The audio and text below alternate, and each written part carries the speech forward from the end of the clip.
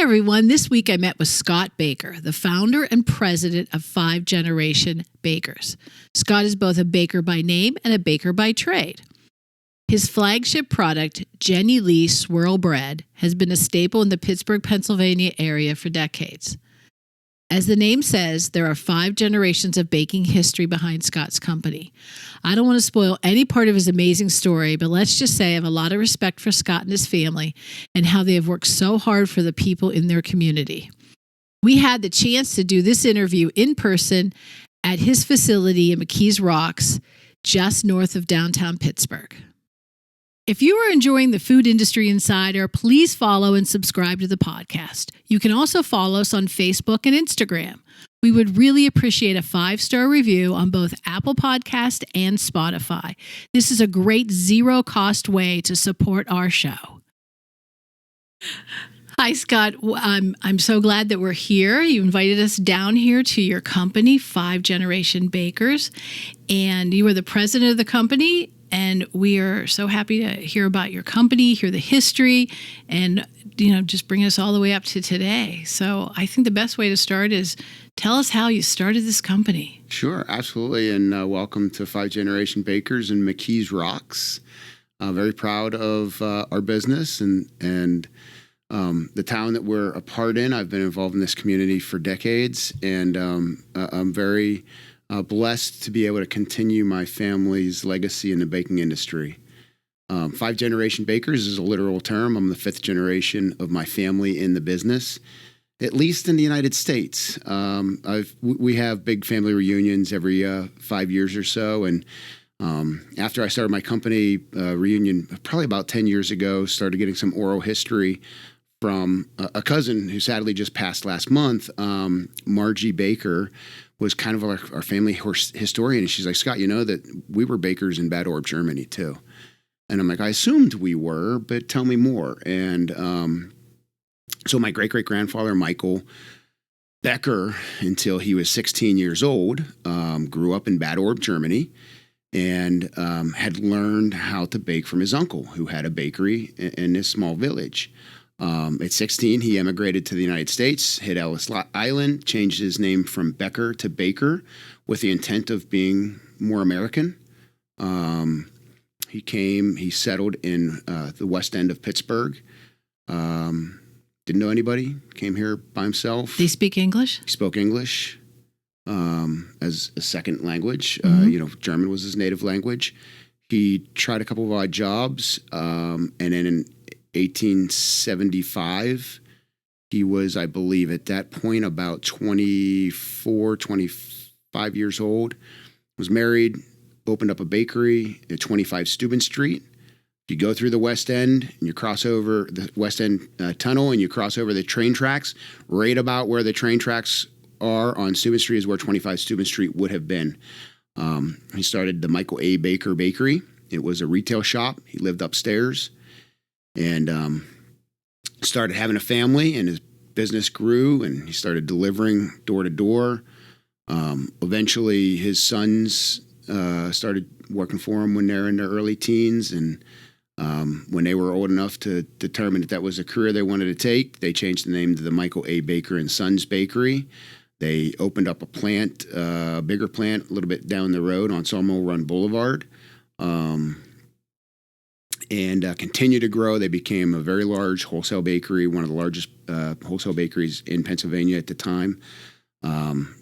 Very smart marketers. The 4 brothers were with the business when my great-great-grandfather decided to retire. They went to their 3 younger brothers that were all still in high school and said, when you guys graduate, you're joining the family business because we're changing the name to the 7 Baker Brothers. And 7 Baker Brothers grew to over 400 employees at one point in time. They had 125 delivery vehicles. I say vehicles because they weren't all trucks. There were a lot of horse-drawn carriages. Do you remember what year we are about now? Early 1901. I think great-great-grandpa retired in 1901 or 3 or something like that. So now you got 7 brothers involved with the business, growing like wildfire, doing well. They've got big families. They've got a lot of kids that are starting to get involved. My grandfather was born in 1913, graduated from University of Pittsburgh in, let's see, that would have been about 34, 35. Had worked for his dad and uncles for several years while I was in high school and college, but came out with a degree in business administration, I believe, and went to work selling furniture. Was his first job out of college. Well, after a couple of years of that and success, he wanted to get into the baking business, but he didn't want to work for his dad. He wanted to do his own thing. So he and his cousin, who was his best friend, Bernard McDonald, started writing business plans to open up a new bakery. They enlisted two of their uncles, two of the seven Baker brothers, to help them write the business plan, and started planning a retail bakery. Seven Baker brothers was wholesale. Initially, the plan, they said, well, we'll start selling Seven Baker Brothers products, but eventually, we'll convert it all to products that we make ourselves. Well, my grandfather told me the story. I'm like, at one point, Grandpa, how did you get the name Jenny Lee Bakery? And he said, Uncle Frank, I never met him. He was dead long before I was born, but, Uncle Frank was a, really talented guy, but he was a procrastinator and late and kind of, stalled things or whatever. He comes waltzing into a business meeting 15 minutes late. They had already started talking about an agenda item, which was names for the business. Uncle Frank came in whistling this tune that was made popular by Guy Lombardo. The song was called Sweet Jenny Lee from Sunny Tennessee. Oh, okay. And so if you're familiar with, the Jenny Lee history and our logo was a Southern Belle, and that's why Jenny Lee was that Southern Belle, because she was from Sunny Tennessee. So, and it's an interesting piece of history too, because the song was recorded several times. It was written in the 20s and didn't really become a big hit until Guy Lombardo recorded it in the mid 30s. But it was also covered by Bob Willis and his Texas Playboys. Oh boy. And so, so fast forward years later, we've had this national icon musician, Willie Nelson, who had a lot of inspiration come to him from Bob Willis and his Texas Playboys. So he's covered a lot of that guy's songs. Well, I found an obscure video of Willie Nelson covering Sweet Jenny Lee from Sunny Tennessee in a bar. It looked like it was just an impromptu session at a bar. It's a really catchy tune. It is pretty neat. Yeah. Sweet Jenny Lee from Sunny Tennessee. So you could use it. You can use it in a commercial sometime. We could, yeah. I got to reach out to Willie and see first of all if he likes Swirl Breads. I bet he does. He's probably got a sweet tooth. Yeah, he's still alive. Oh yeah, he is for sure. Yeah, he's doing well. I mean, he's old. He's old. He's probably 85 to 90. I don't know exactly, but who owns the song? I wonder. Yeah, I have no idea. That's what you have to find out. I don't. Because if it's public domain, then you can do whatever you want. Sure, right. Right. But if he owns it, then you have to deal with him. Right. Oh, that's funny. Right. But you didn't use Jenny Lee until you started this No. company. So back to, the story of my grandfather and his business plans. Now they have a name, Jenny Lee Bakery. They had a location. They had negotiated to rent out the corner storefront at the G.C. Murphy building on the edge of Pittsburgh's Diamond Market, which was an open-air market where farmers and such would come in and sell their wares in the heart of Pittsburgh. Today it's known as Market Square, so anybody that's familiar with Pittsburgh, it's downtown Market Square. He was on the edge right there. Started selling Jenny Lee, Seven Baker Brothers products. Within the first couple of months, people were asking for donuts, and so he put a donut fryer in the front window. Seven Baker Brothers didn't sell donuts. He was selling donuts in the first couple of months, and by the end of the first year, everything that they sold, they were producing themselves. They were either making it there in downtown, or they also rented the basement of a bakery in Dormont. I don't remember the exact name of that bakery, but the owner was Francis Kohler. Ed Kohler, Francis Kohler were very good dear friends of my grandfather, and probably because of that relationship that they had at that point in time. And then quickly he outgrew that rented space too. And so in 1941, he bought his first piece of property in McKees Rocks opened up a central bakery there, put a storefront in, and now at this point everything was produced out of McKees Rocks, coming from McKees Rocks. And that's how, the families had like my great-great-grandfather after he had established himself in the West End, had bought a house and raised his family, his 7 sons, in McKees Rocks. So the families that lived in McKees Rocks were very familiar with the community, but this was the first time we had a bakery in McKees Rocks.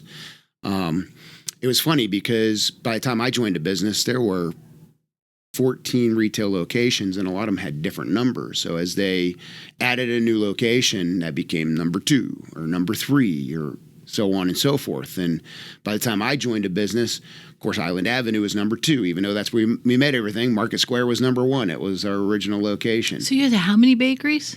In the heyday, in 1984, Jenny Lee had 14 locations in and around Pittsburgh, in Swickley, in Moon Township, in South Hills Village, in Allegheny Center Mall, in Crafton, in Kenmar. Now, are these full-line bakeries?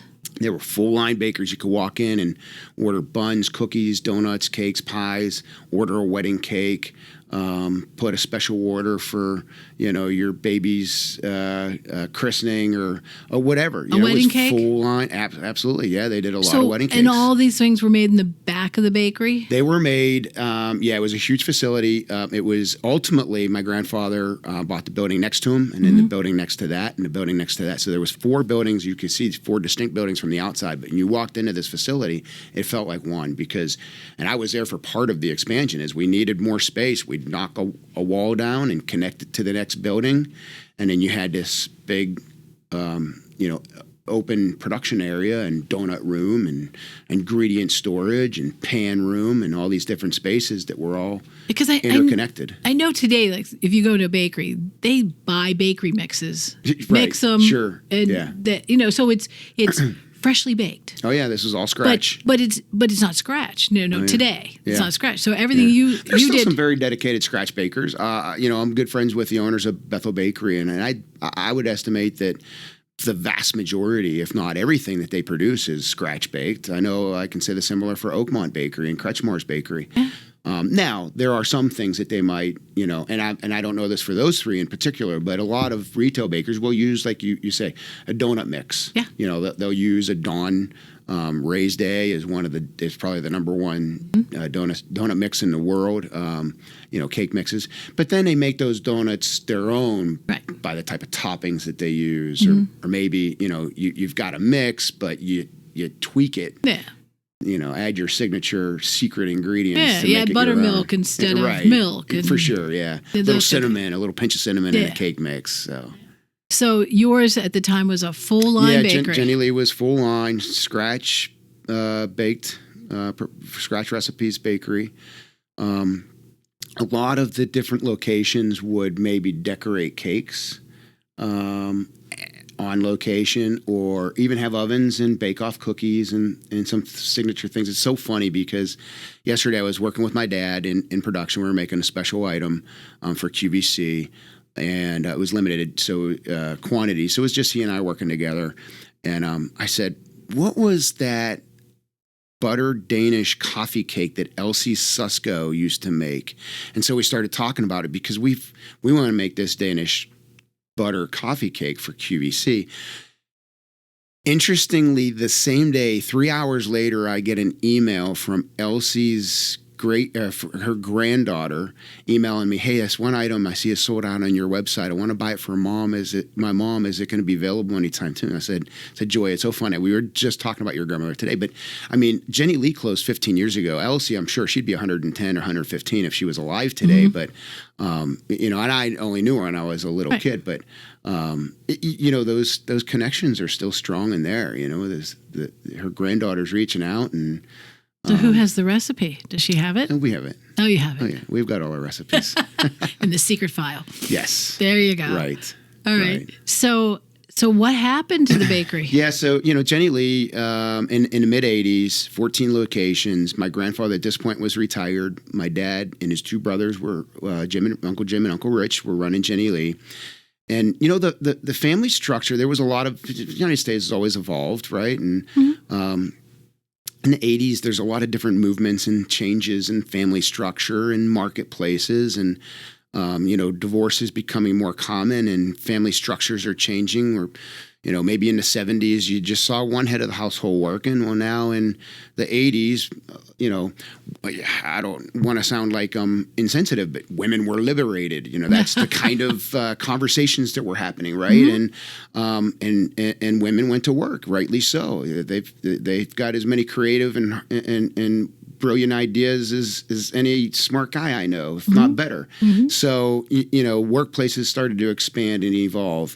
Shopping habits changed. If, now you might only have one head of a house, or if you have two, they're both working. And so time became more of a commodity and grocery stores became supermarkets. Mm-hmm. You started seeing the perimeter of supermarkets expanding and evolving, adding a butcher, a deli, a bakery.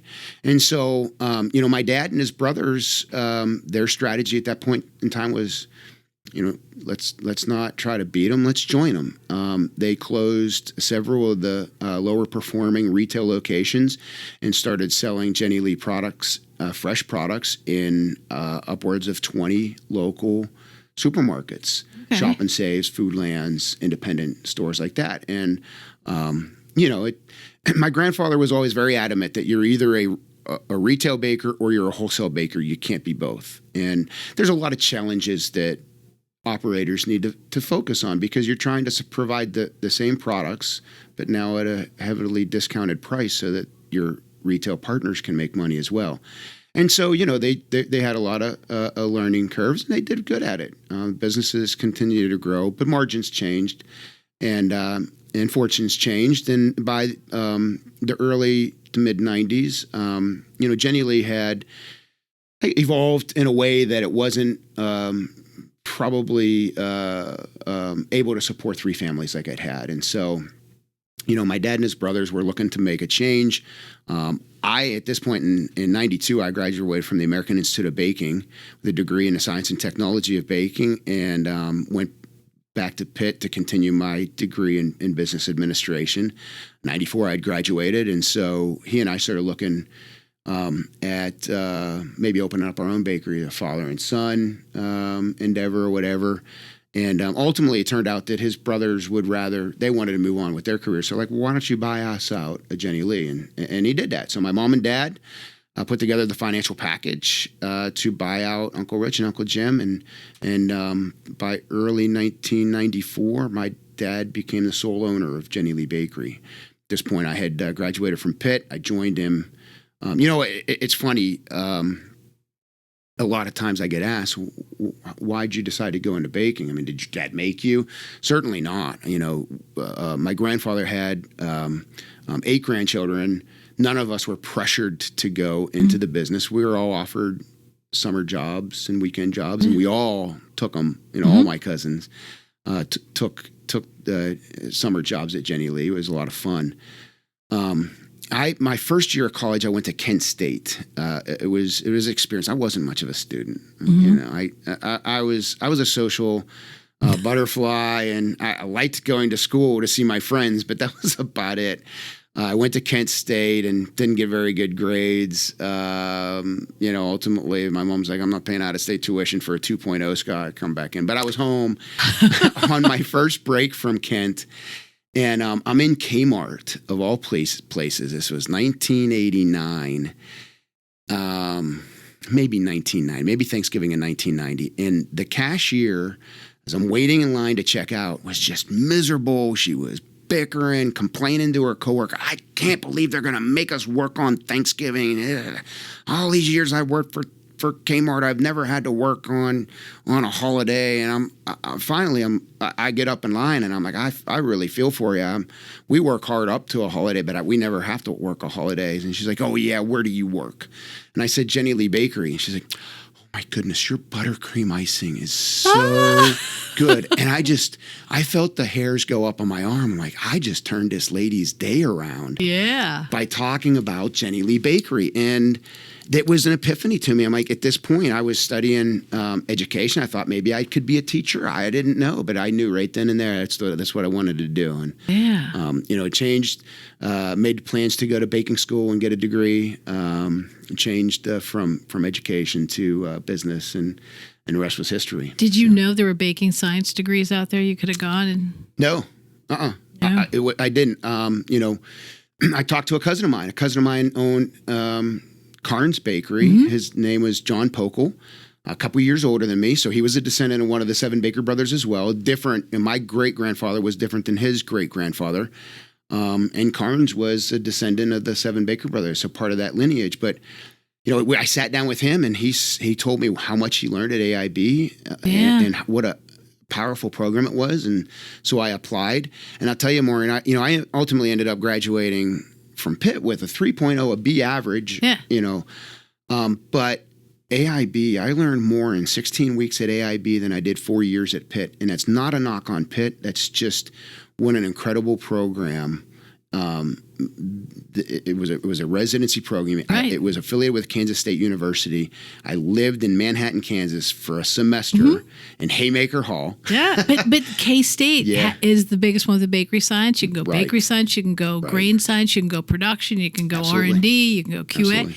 I mean, when I got into recruiting and I ended up working for the food industry, and I found out all these different things for food, I was like, I missed it.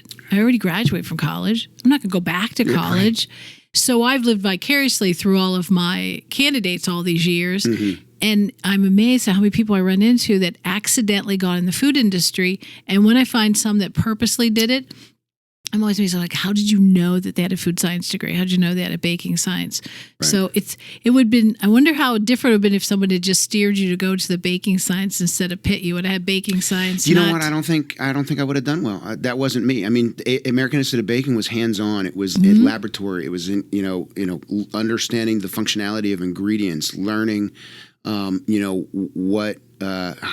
different leavening agents work and what activates them at what temperature, how to activate yeast, what, different ingredients impart on a formula, salt. A lot of times I might be at a friend's house and taste this, something's missing. It just doesn't taste right. And I'm like, put a pinch of salt in. Salt enhances the flavors, the other flavors that are there. Yeah. It balances.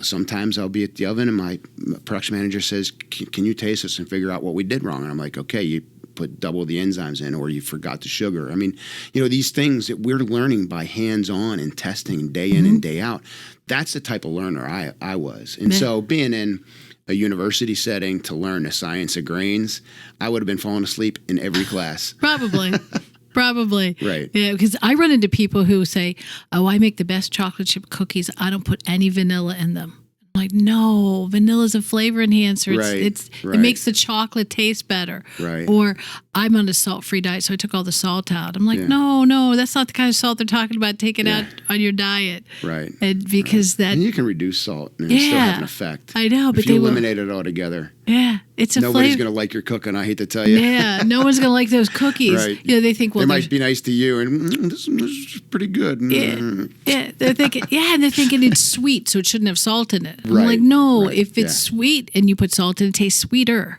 Right. And they don't understand this thing. You got to be careful. There's a point of too much. You cannot cross that line. Yep. But anyways, so you obviously got into this on purpose. Mm-hmm. And so what happened next with the business? So, in 1994, I joined, I'd worked for Jenny Lee since I was 13. In 94, I finally got to put on a tie and a jacket, and I became a sales manager for my dad and tried to, continue to grow the retail sales and bring on new wholesale customers and supermarkets and manage those. And, I learned a lot. I had done every position at the bakery. When I was 13, my first job was mopping floors, cleaning pots and pans.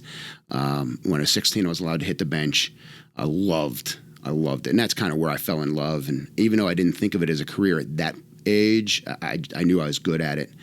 I worked night turn, I mixed, I was on the ovens, I was a cake depositor, I was a donut fryer. I worked the night turn shift for a couple of years, had some really strong friendships that I grew with those people, working until 3 o'clock in the morning. And so finally now it's my time to put on that jacket and assume a management role with the business. And we had a great time. One of the first things my dad said to me was, now that you're a manager of this business and part of the community, you're going to join McKees Rocks Rotary. And so 1995, I joined McKees Rocks Rotary.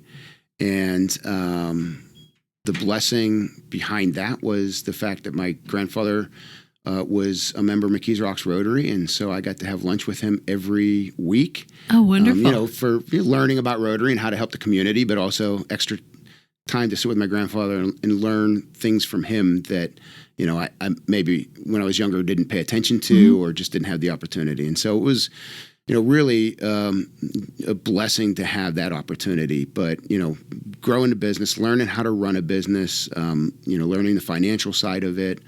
I did that for about a decade. And in 2004, and also while this time I was involved with the community, I was also very involved with the Western Pennsylvania Bakers Association.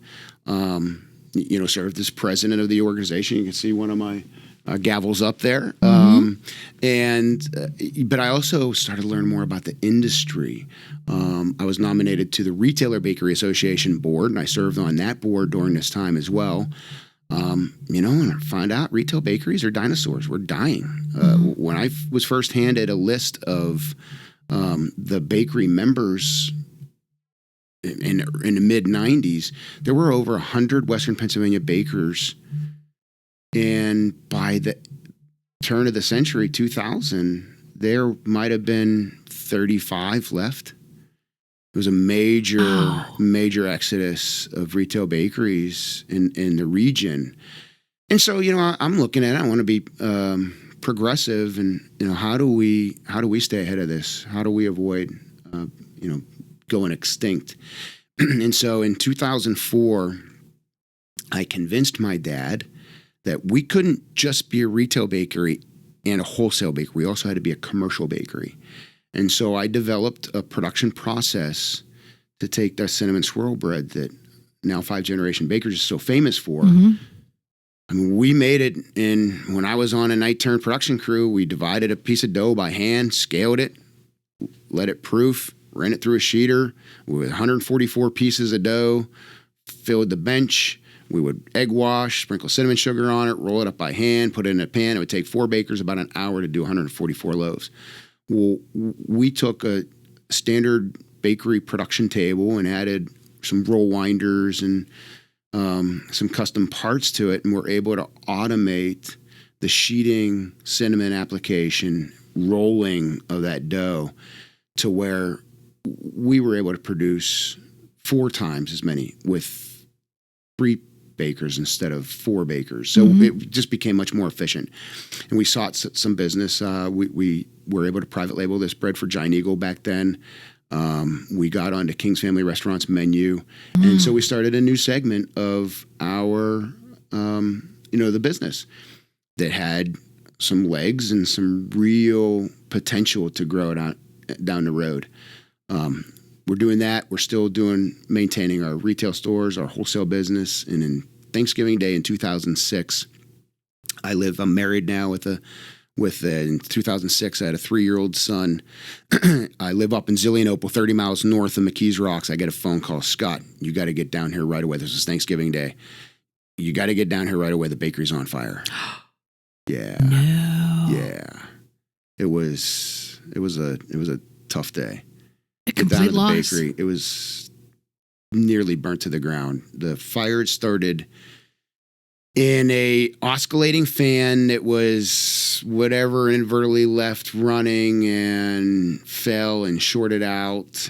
And it was an old building, so a lot of wooden floors, a lot of flour dust, flammability, and the second floor was nearly wiped out by the fire. The first floor was nearly washed out by the over 100,000 gallons of water that they hosed in to put the fire out.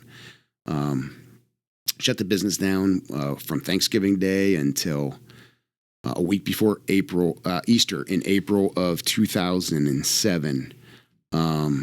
We opened doors. My dad was committed to rebuilding and supporting his employees and the customers. Did you rebuild on the same site? The legacy my grandfather had created. Yep, we it was a $2 million renovation. Insurance company was awesome. We had a good insurance policy, and they provided, financed the reconstruction of the bakery, made improvements, a lot of improvements. Certainly, walls are being knocked down. Well, maybe we don't need that wall there and things like that. So we reopened April of 2007. One of the things we learned, first of all, we had a great response in our 4 retail stores that were remaining at the time. And a lot of news stories, so people were excited, customers were excited to see Jenny Lee reopen. But one of the things we didn't really count on was the fact that wholesale customers aren't going to wait 4 or 5 months for donuts. Right. They got to sell donuts next week. And so we were replaced by a lot of vendors and many of the wholesale customers we had, and we had to fight to regain that business. Oh, my. Some of them had made arrangements that were temporary arrangements. And so, we got a good clip of that business back right away, but still it was eroded from where we were when we shut down. And we're fighting to get this business back, working hard, bringing on new customers. And, 8 months goes by. Now it's January of 2008. You know what that timing was? The beginning of the recession. Yeah. The recession really hit consumers by May, June, July of that year. But it started hitting food operators in January. From between January and February, price of flour tripled. Yeah. Most ingredient costs at least doubled. And you're hesitant to pass those increases, at least the complete increase, across to your customers. You don't want to lose them. My experience, in some of the things I'd learned by talking to a grandfather and dad and uncles that had been in this business for generations, many times a mild recession, the baking business did better. Yeah. We did a lot. We were a lot stronger during a recession because people would stop the big purchases. They wouldn't take a family vacation. They wouldn't buy a new car. They wouldn't do a home improvement. They wanted to still spoil themselves, so they could do that with baked goods. They might get an extra treat for the family every week, because they're tightening their belt on the big things, but splurging on the small things. Yeah, they won't go out to eat, but they'll buy a cake. Yeah, or buy this was some different. donuts. This was different. It was. Celebrations are declining. Yeah. The young people don't get it, do they? No.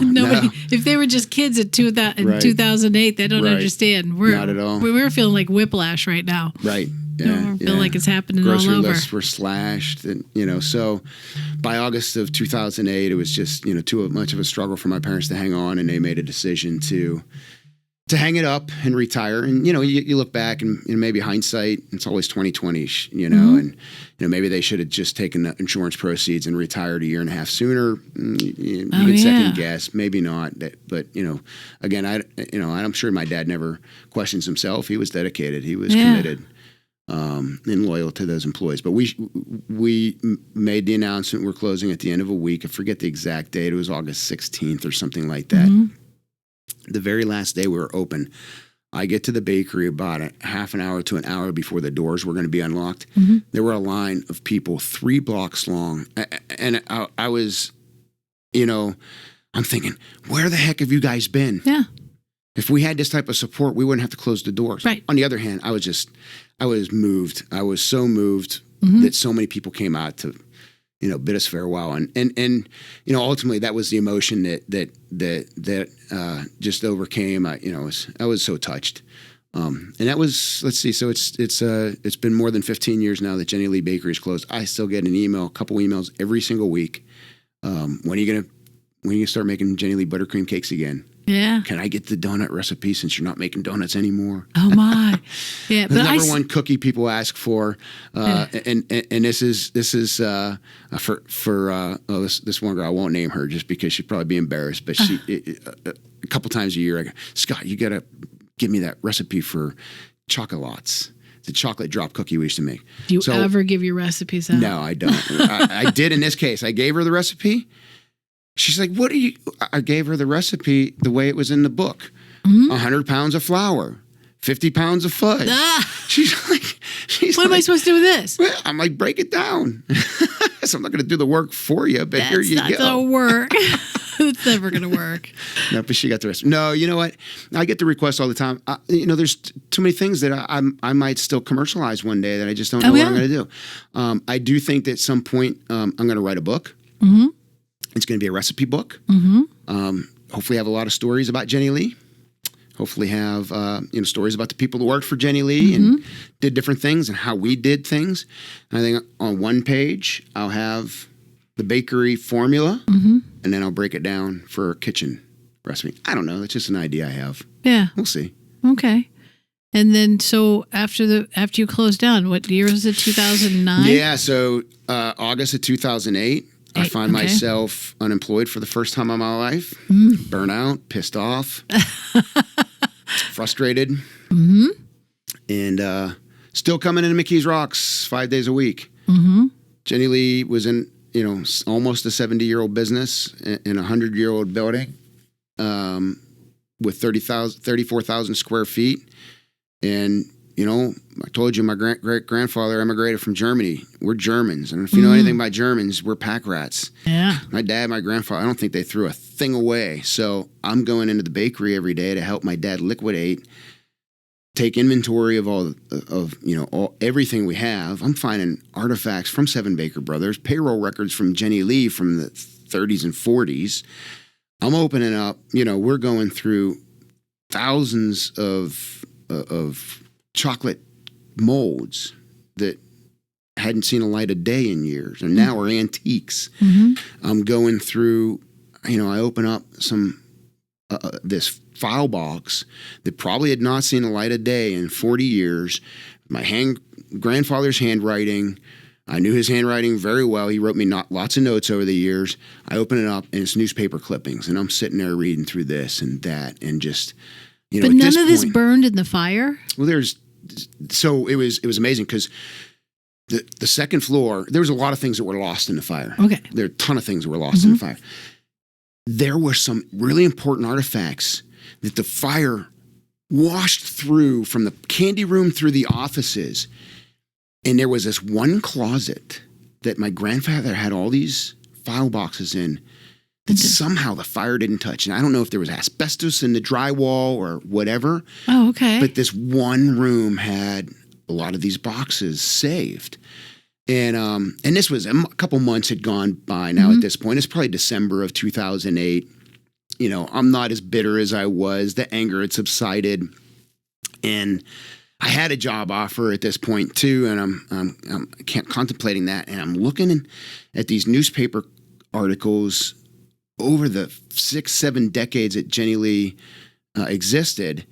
And I'm like, my grandfather started over. I'm a 5th-generation baker. I can do this. It was my aha moment, light bulb going off, and started thinking, I already started kind of writing a business plan to commercialize the cinnamon swirl bread. So my brain's going. I get home that night. I'm like, honey, I don't think I can accept Ed's offer. I don't think I can take that job. She's like, why? It was a good offer. And I said, I know, but I think I've got an idea. I think I have to write a business plan. And she, thankfully came from a family of entrepreneurs as well. And I think understood the need that I had. And she's like, Scott, if that's what you feel, then that's what you have to do. Okay. And so I started writing a business plan. And by June of 2009, I was confident enough in that business plan. I founded 5 Generation Bakers, LLC. Part of the name, I wanted to be very descriptive, explain who I am. I'm the 5th generation of my family in the business. Kind of was hoping maybe a name like 5 Generation Bakers would fool a bank into thinking we've been around for a while and lend me some money. No, it didn't work. Didn't work. Also the third key thing about that name is I wanted to establish that I was a different bakery than Jenny Lee. I wasn't going to do retail. I knew that I wanted to focus on those cinnamon swirl breads, but I also wanted to be fair to the process of being open-minded to a complete business plan. And so I did research on donuts. Donuts were 25% of Jenny Lee's overall business. But at this point in time, Krispy Kreme was moving to Pittsburgh. There's Dunkin' Donuts on every other corner. I don't want to compete against that. Right. We were on every cookie table at every Pittsburgh wedding across town. But there's 1,000 commercial cookie manufacturers across the country. people still talk about our buttercream icing to this day. It's a big part of the celebrations in Pittsburgh at that time, a Jenny Lee decorated cake. But almost every supermarket makes a delicious cake at generally half the price of what a retail bakery can offer. Right. I couldn't compete against that. I kept coming back to the cinnamon swirl breads. I'd go into Oakmont, or I'd go into Kretschmar's, or I'd go into Dingle's Bakery in Chicago, or Buskin's Bakery in Cincinnati. Almost every single retail bakery I'd ever go into, I would see these crimp style breads, but I could never find them in supermarkets. I did find one chain in the Midwest, about an 80-store chain, that was selling them. Schnucks Bakery in St. Louis was selling, but they had a central bakery and they were making themselves there. No other supermarket had crimp breads around the country. And I'm like, okay, to be fair to this business plan idea, is it because commercial supermarket customers don't want it? Or is it that no commercial bakeries had developed a process to streamline it? And I banked on that. And I've been in business now for 14 years in 2 days. This is my 14th anniversary. 12 out of 14 years, we've had double-digit sales growth in 12 of those years. So I think we figured it out right. Yeah, you did. And we all like the swirl bread. Right. So tell us a little bit about those 14 years, because I know that 2010, you've done some unique things. Yeah. Yes and no. I innovated. I listened to the people around me. I didn't know everything. I knew I was a good baker, but I wasn't a businessman at that point. My dad was the businessman. So in 2010, finally was able to secure some capital from a family friend. Who's actually a gentleman named Russ Bundy, who is the patriarch of the R.T. Bundy and Associates business. Locally, divisions are USA Pan, Premier Pan, right here in Crescent Township. They also own Chicago Metallic and some other bakery pan manufacturers around the country. They're probably the largest bakery pan conglomerate in the world. Wonderful family, incredible products that they make. Russ Bundy loaned me $113,000, which allowed me to buy equipment from my dad and secure his facility to rent. February of 2010, had a group of friends come in and help me wash down walls, sanitize equipment, paint, clean, fix, everything we needed to do to get that bakery running again after 18 months of sitting idle. And on, I think it was February 9th, 2010, we fired up the ovens for the first time. I had gone back to King's. King's was my first customer. I also went to Clover Hill Foods at the time, eventually became Clover Mountain Foods, and Bill Vergie became a good friend and my best customer. He agreed to help us get our business going. And before we even opened, he had a food show in January, and he said, "Scott, if you can get samples made, you're welcome to start securing customers at this food show before you open the doors." And Burns and Kiefer rented me some line time. I went into their bakery. We baked maybe 200 loaves of bread, went to that food show in January and started securing Shop and Saves and Foodlands and independent stores like T-Bones and all kind of different places in Pittsburgh. And, we came back with some gusto. It was kind of fun. That first year, really had no idea what type of business we would do. I drew up a business plan and forecast and a budget and estimated we'd do about $275,000 in revenue. That first year, I think we just broke $300,000, so we beat our goal. Second year, I'm like, wow, we saturated Western PA again. We're growing here. I think I want to start reaching out into, Ohio and West Virginia and see what other customers let me just guess, maybe we'll double sales from our budget at 275. Let's put a budget on paper of 550 for our second year. We did 553,000 our second year. I'm like, oh wow, 100% growth. That was great. Good. What am I going to do year 3? Well, that formula worked. Let's just double our forecast again. We're going to do 1.1 million in our third year, and sure enough, we did 1.1 million. There you go. And that was we haven't doubled our sales since then. That frequently, but we continued double-digit growth. It was always at least 15 to 20%. I mean, some years we had 40% growth all through that time. In 2000, late 2014 and 15, we're starting to think, we're going to outgrow this facility. Additionally, we always knew, this is a 100-year-old building. It was a great place for me to get my business off the ground, but it was multiple buildings connected on the inside. It was multiple floors, inefficient spaces. It was a great place to get the business started, but it was not an ideal modern food manufacturing plant. And so we did have early on plans to move. At that point in time, CSX comes to McKees Rocks with all these great promises. We're going to change your town, all these community benefits. And they started the plans to move into the railroad property behind us. Well, what that affected, this building had no load. It had a loading dock that would only accommodate an 18-foot truck, not a 53-foot trailer. It had a loading zone in front. So flour truck would pull up. I'd use my fork truck to put a hand jack on the back of the truck, and a guy would go on the back of the truck. Somebody would sit on the fork truck, and somebody would be inside moving pallets. So it'd take 3 guys about an hour to unload a full truck. We would have an empty trailer pull up when I'm sending a load of bread out. That's 26 pallets of bread. The same 3 guys take an hour to load that truck. That was my loading zone. Well, PennDOT said, with CSX truck traffic coming in, we're going to change the roadway in front of you, and you're going to lose your loading zone. It's going to become passing and turning lanes, effectively putting me out of business, at least in that facility. And so, I was promised $10,000 relocation check from CSX, never received it. Quickly after they moved in, they moved out, really screwed the town. Wow. There were a lot of broken promises. I think there were a lot of backdoor deals done. I'm just speculating and guessing there, but, I've been involved on the sidelines of politics enough to know what goes on. And, and it's, why I'm not a politician, because I won't bend my ethics. But so anyways, it kind of sped up inorganically our need to move, our need to have strategic growth and move, probably 2-3 years sooner than we would have done organically with our own revenue growth. But, I was committed to McKees Rocks. At this point in time, I had served on the McKees Rocks Community Development Corporation as a founding member of that organization for more than a decade. I wasn't going to move my business out of this community, though I had an offer from Youngstown, no taxes for 10 years or abated taxes for 10 years. I had a offer from a community development corporation an hour and a half north of Pittsburgh that offered me free land. Wow.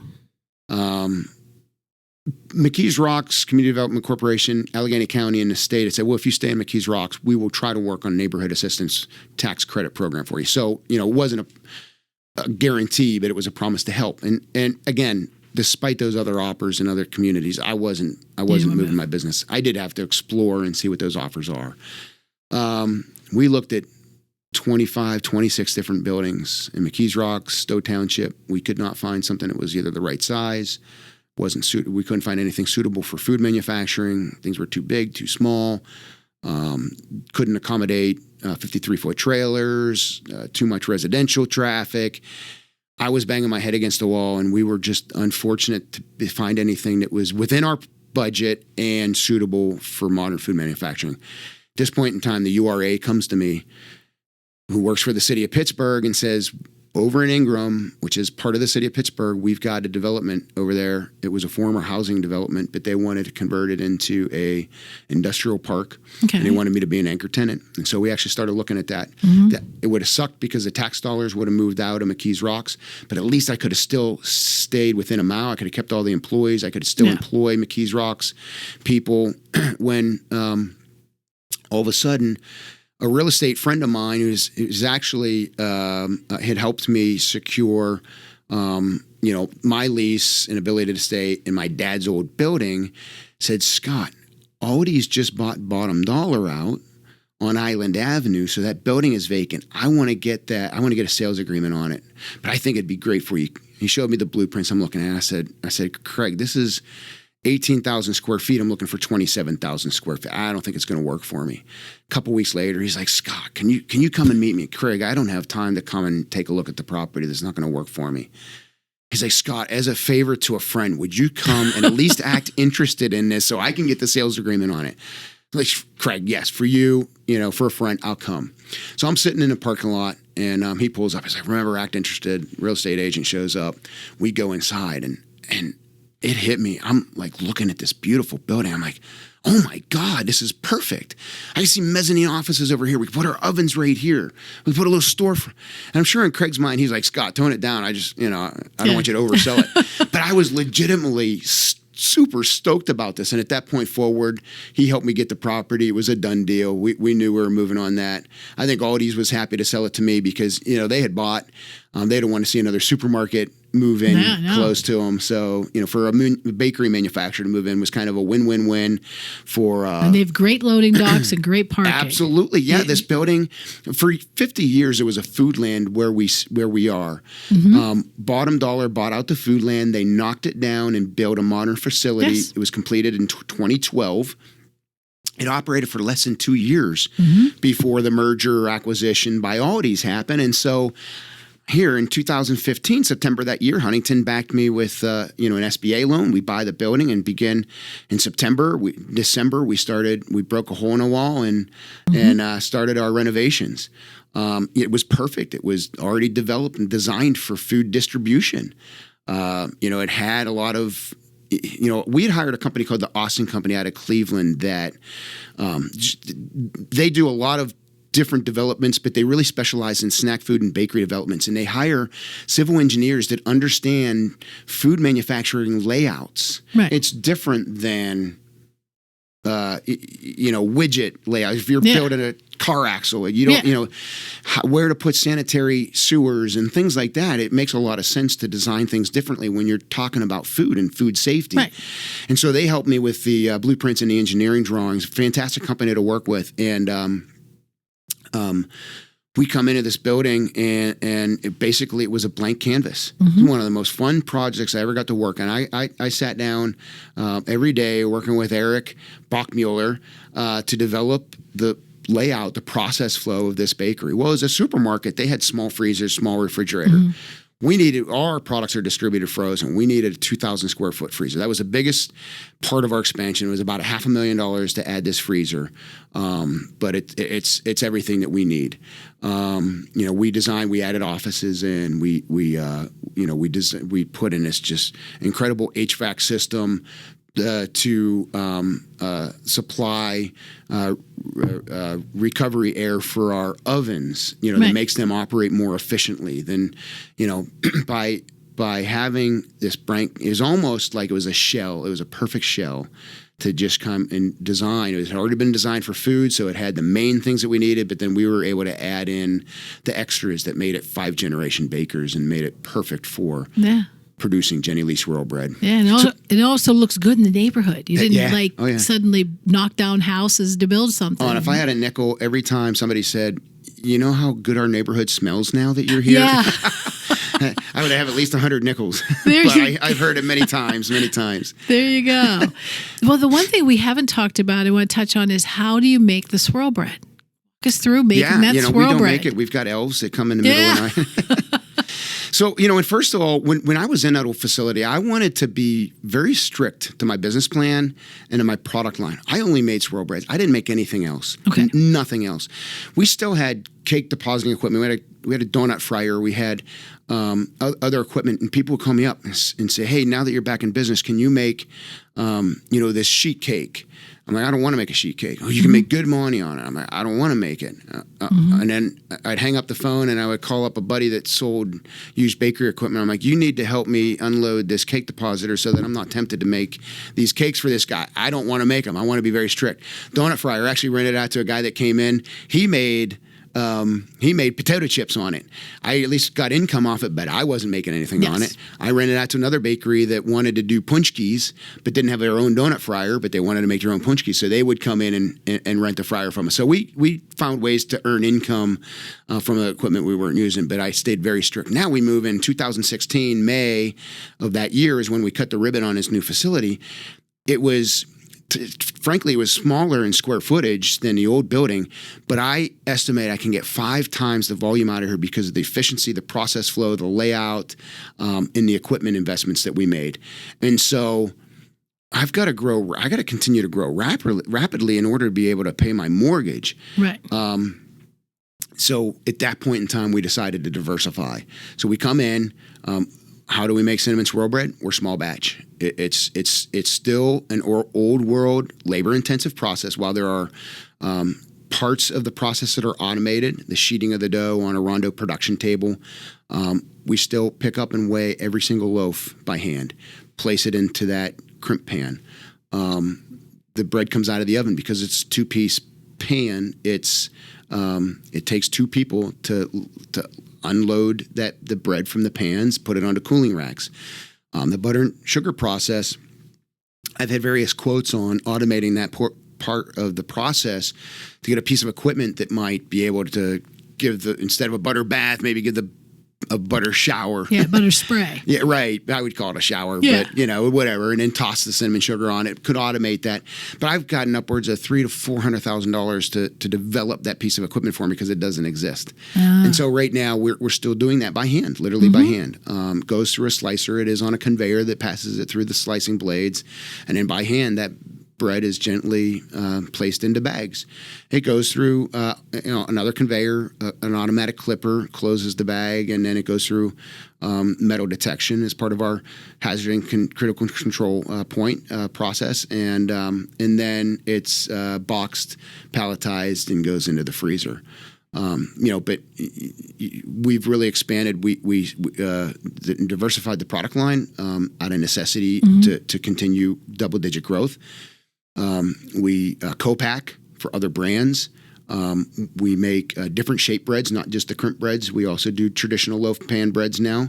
Oh, okay. It was an opportunity that came up. A bakery in the Midwest was only making. It was a 110 store supermarket chain that almost everything out of their bakeries. They had a bakery at every location. Almost everything out of their bakeries was coming out of freezers now. They're having a hard time, except for one item. They were making chunky bread on their bench tops. Okay. And they're finding it hard to hire and train skilled bakers, and so they wanted to find somebody to co-pack it for them. So I reverse engineered their bread and presented it to them, and didn't get that sale, but we had developed ourselves how to make another type of bread, and all of our customers loved it. So it became quickly a top seller. But your swirl breads have all kinds of different flavors now. Yeah, we've extended the product, the I like the flavors. cranberry. The cranberry, it was. So we moved to this building with basically 6 different flavored swirl breads. Of course, the classic cinnamon swirl, the original. And then who doesn't love cinnamon raisin bread, right? So those are our top 2 sellers. They're available year round. And then we came up with 4 seasonal breads. A pumpkin cinnamon swirl bread. That's probably the biggest seasonal flavor. Cranberry for the fourth quarter in the winter months. Chocolate chip for the spring and what I call the chocolate holidays: Valentine's Day, Mother's Day, and Easter. Yes. And then apple for summertime. Oh, okay. Cinnamon apple. And then you have your savory ones now too. Yeah, we developed savory shortly after coming in a new facility. We sold them to a lot of our incumbent customers, but they flopped. We put so much time into developing those.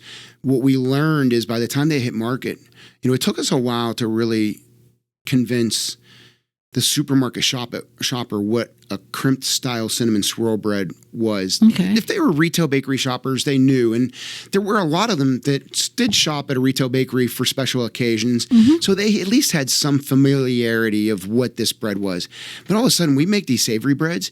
It was starting over from point 1 on consumer education. They had no idea how to use it, what it was for, and we didn't have the budget to educate them. If we were a billion-dollar company or even a multi-million-dollar company, we would have done a big ad campaign.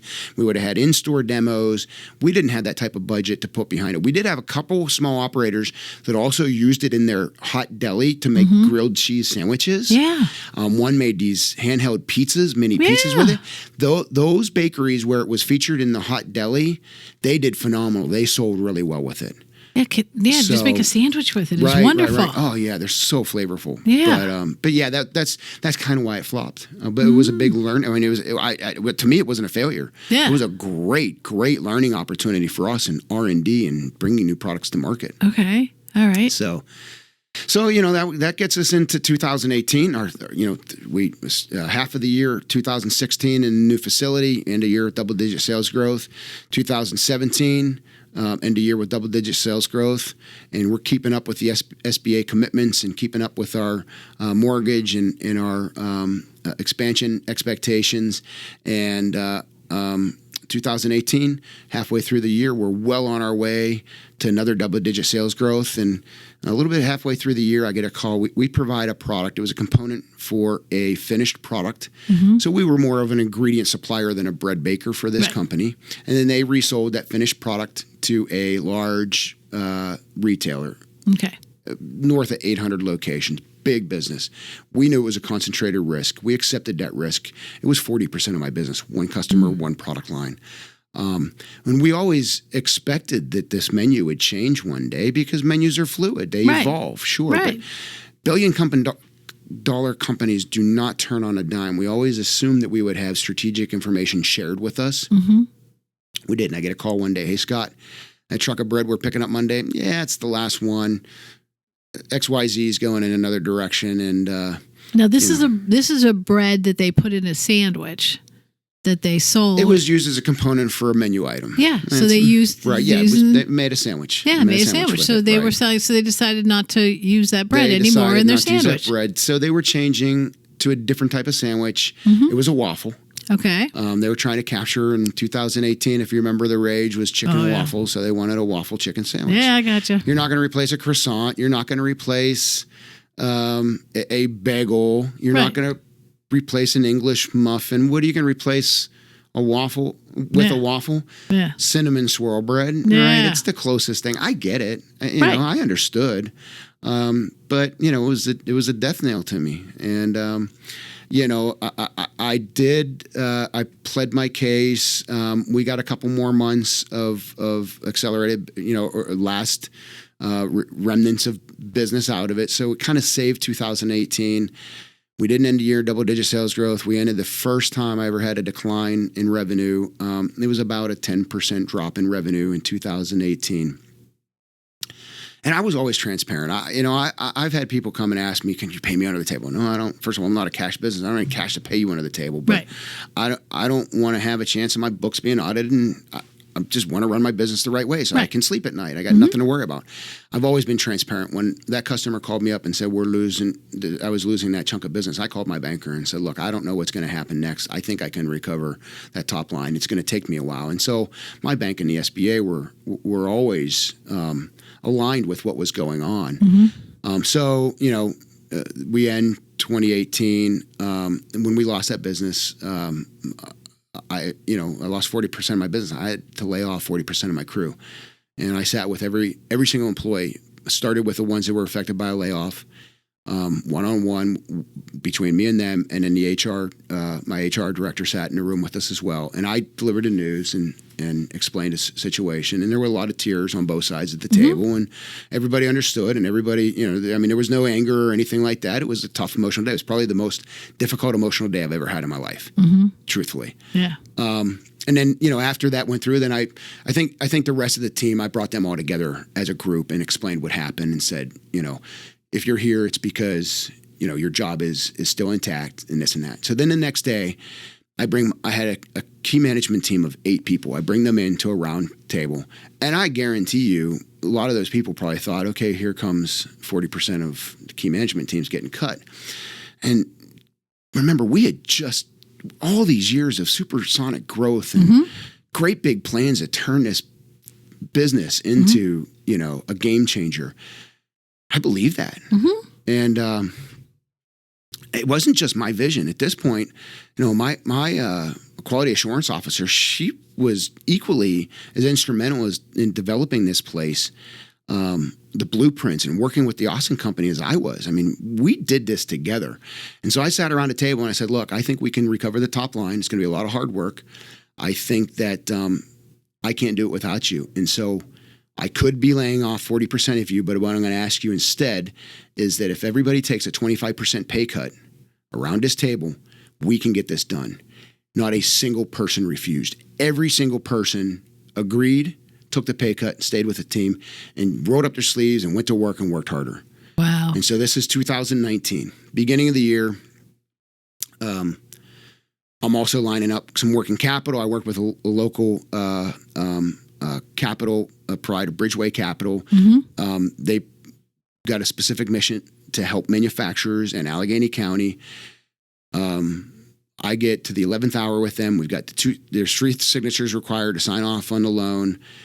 Gets to the 3rd signature, who happened to be the brand new CEO of this business. And he's like, your projections are great, but before I sign this, can you get it to me in the form of contracts and letters of intent? And I'm like, that's not how my industry works.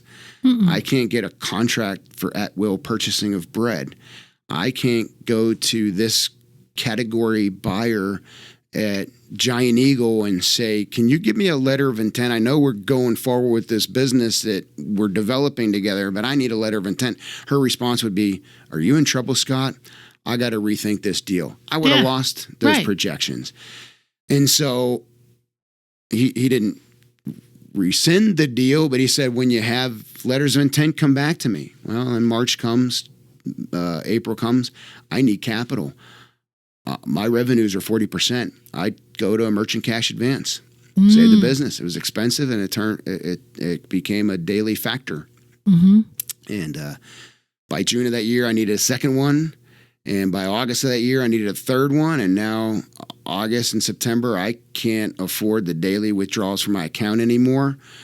My crew, and this is incredibly personal stuff that people don't know. This is the first time I'm publicly sharing this information. In 2019, I lost 50 pounds. I wasn't sleeping. Got a few gray hairs? I have, a few. But I'd come into work with a strong face and a determined attitude. I didn't want anybody that worked with me or for me to be shaken and feel that there was uncertainty. But my wife was my rock. She's like, Scott, no matter what happens, we'll get through this, and we'll get through it together, even if we got to close the doors. Well, then I'm sitting at my desk, already kind of shaken because how am I going to come up with payroll this week? And my security guard comes in and said, Scott, Duquesne Light was just here with a 3-day shutoff notice. I literally started shaking uncontrollably. 3-day. I left. It's probably the closest I've ever been in my life to a nervous breakdown. And threw my arms. I don't know what to do. I called a business coach that I had at the time, an advisor. Couldn't get a hold of either of them. I called a former business coach and business partner, and I was talking to Steve. Steve said, Scott, call your attorney, file for Chapter 11 bankruptcy. As soon as that automatic stay is in place, you'll be able to figure it out. So I called my attorneys. And at this point, I'm still working with Huntington. I'm in forbearance with them, doing all the right things. Call my attorney. It was Tucker Arnsberg, big firm. My attorney puts me in touch with their business and reorganization division. Meet with this guy, incredible, good attorneys, teaching me everything. But he's like, we got to check and make sure we don't do any business with Huntington. They're a big law firm. Got to make sure that there's no conflicts of interest. They had a small deal going on with the bank that they wouldn't relinquish the conflict of interest, and so I had to go to a different attorney. Went to I'm not going to name them. Went to another attorney, and began my education on the Chapter 11 bankruptcy process. So mid-September through mid-December, I'm learning this process at this point in time.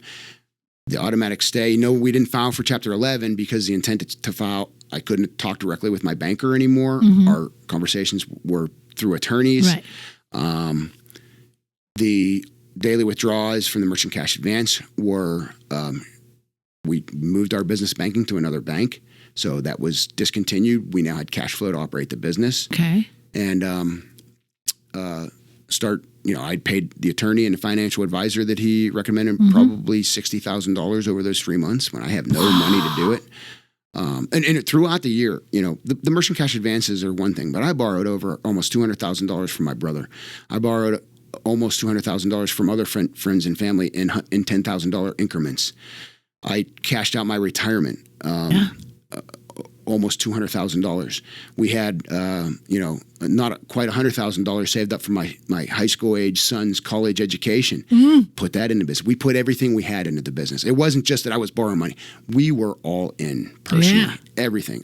Did your own crowdfunding? It absolutely right. Yeah, it was nearly $1 million that we needed to come up with that we did in 2019. So here we are, and mid-December 2019, and the attorney's like, all right, we're getting ready to file this motion for Chapter 11. And I'm like, even though I was majority shareholder and I only needed my vote to make a decision, I had friends and family that invested over the years into the business since the day I started. And so I'm not going to take this action without cluing them in. I called a shareholder meeting, had asked for the authorization to file Chapter 11 in the coming months if I felt that was the right course of action to do. Well, the day of this meeting, the attorney finally gives me a budget for the next 6 months in the process of Chapter 11. And I go down to the line item where it says attorney and financial advising fees. For 6 months, a budget of $300,000. What? I'm like, John, if I had $300,000, I wouldn't be in this position. Right. I wouldn't have to file for Chapter 11 bankruptcy. Hung up the call with my shareholders. One of my shareholders then called me up personally. She said, Scott, your attorney's screwing you. I'm like, I just kind of realized that. I feel it. I fired him that day. I sent an email to my banker. I said, Matt, you and I haven't been able to talk man to man in months, but I fired my attorney today. Can we set up a call? He said, all right, Scott, yeah. So next Friday, it turns out to be the Friday before Christmas, 2019, get on a call with Matt. Matt, how you doing? I'm good. How about yourself? What's going on with the business? I'm like, well, all the commercial cash advance, at least we have negotiated to convert the short-term repayment to long-term, or not really long-term. It was termed out to between 3 and 5 years, and so now we had a managed repayment plan. I wasn't gonna stick anybody. Right. And we also had 25% growth from our projections on 2019. It wasn't growth over last year, obviously, but it was growth of where we projected to be.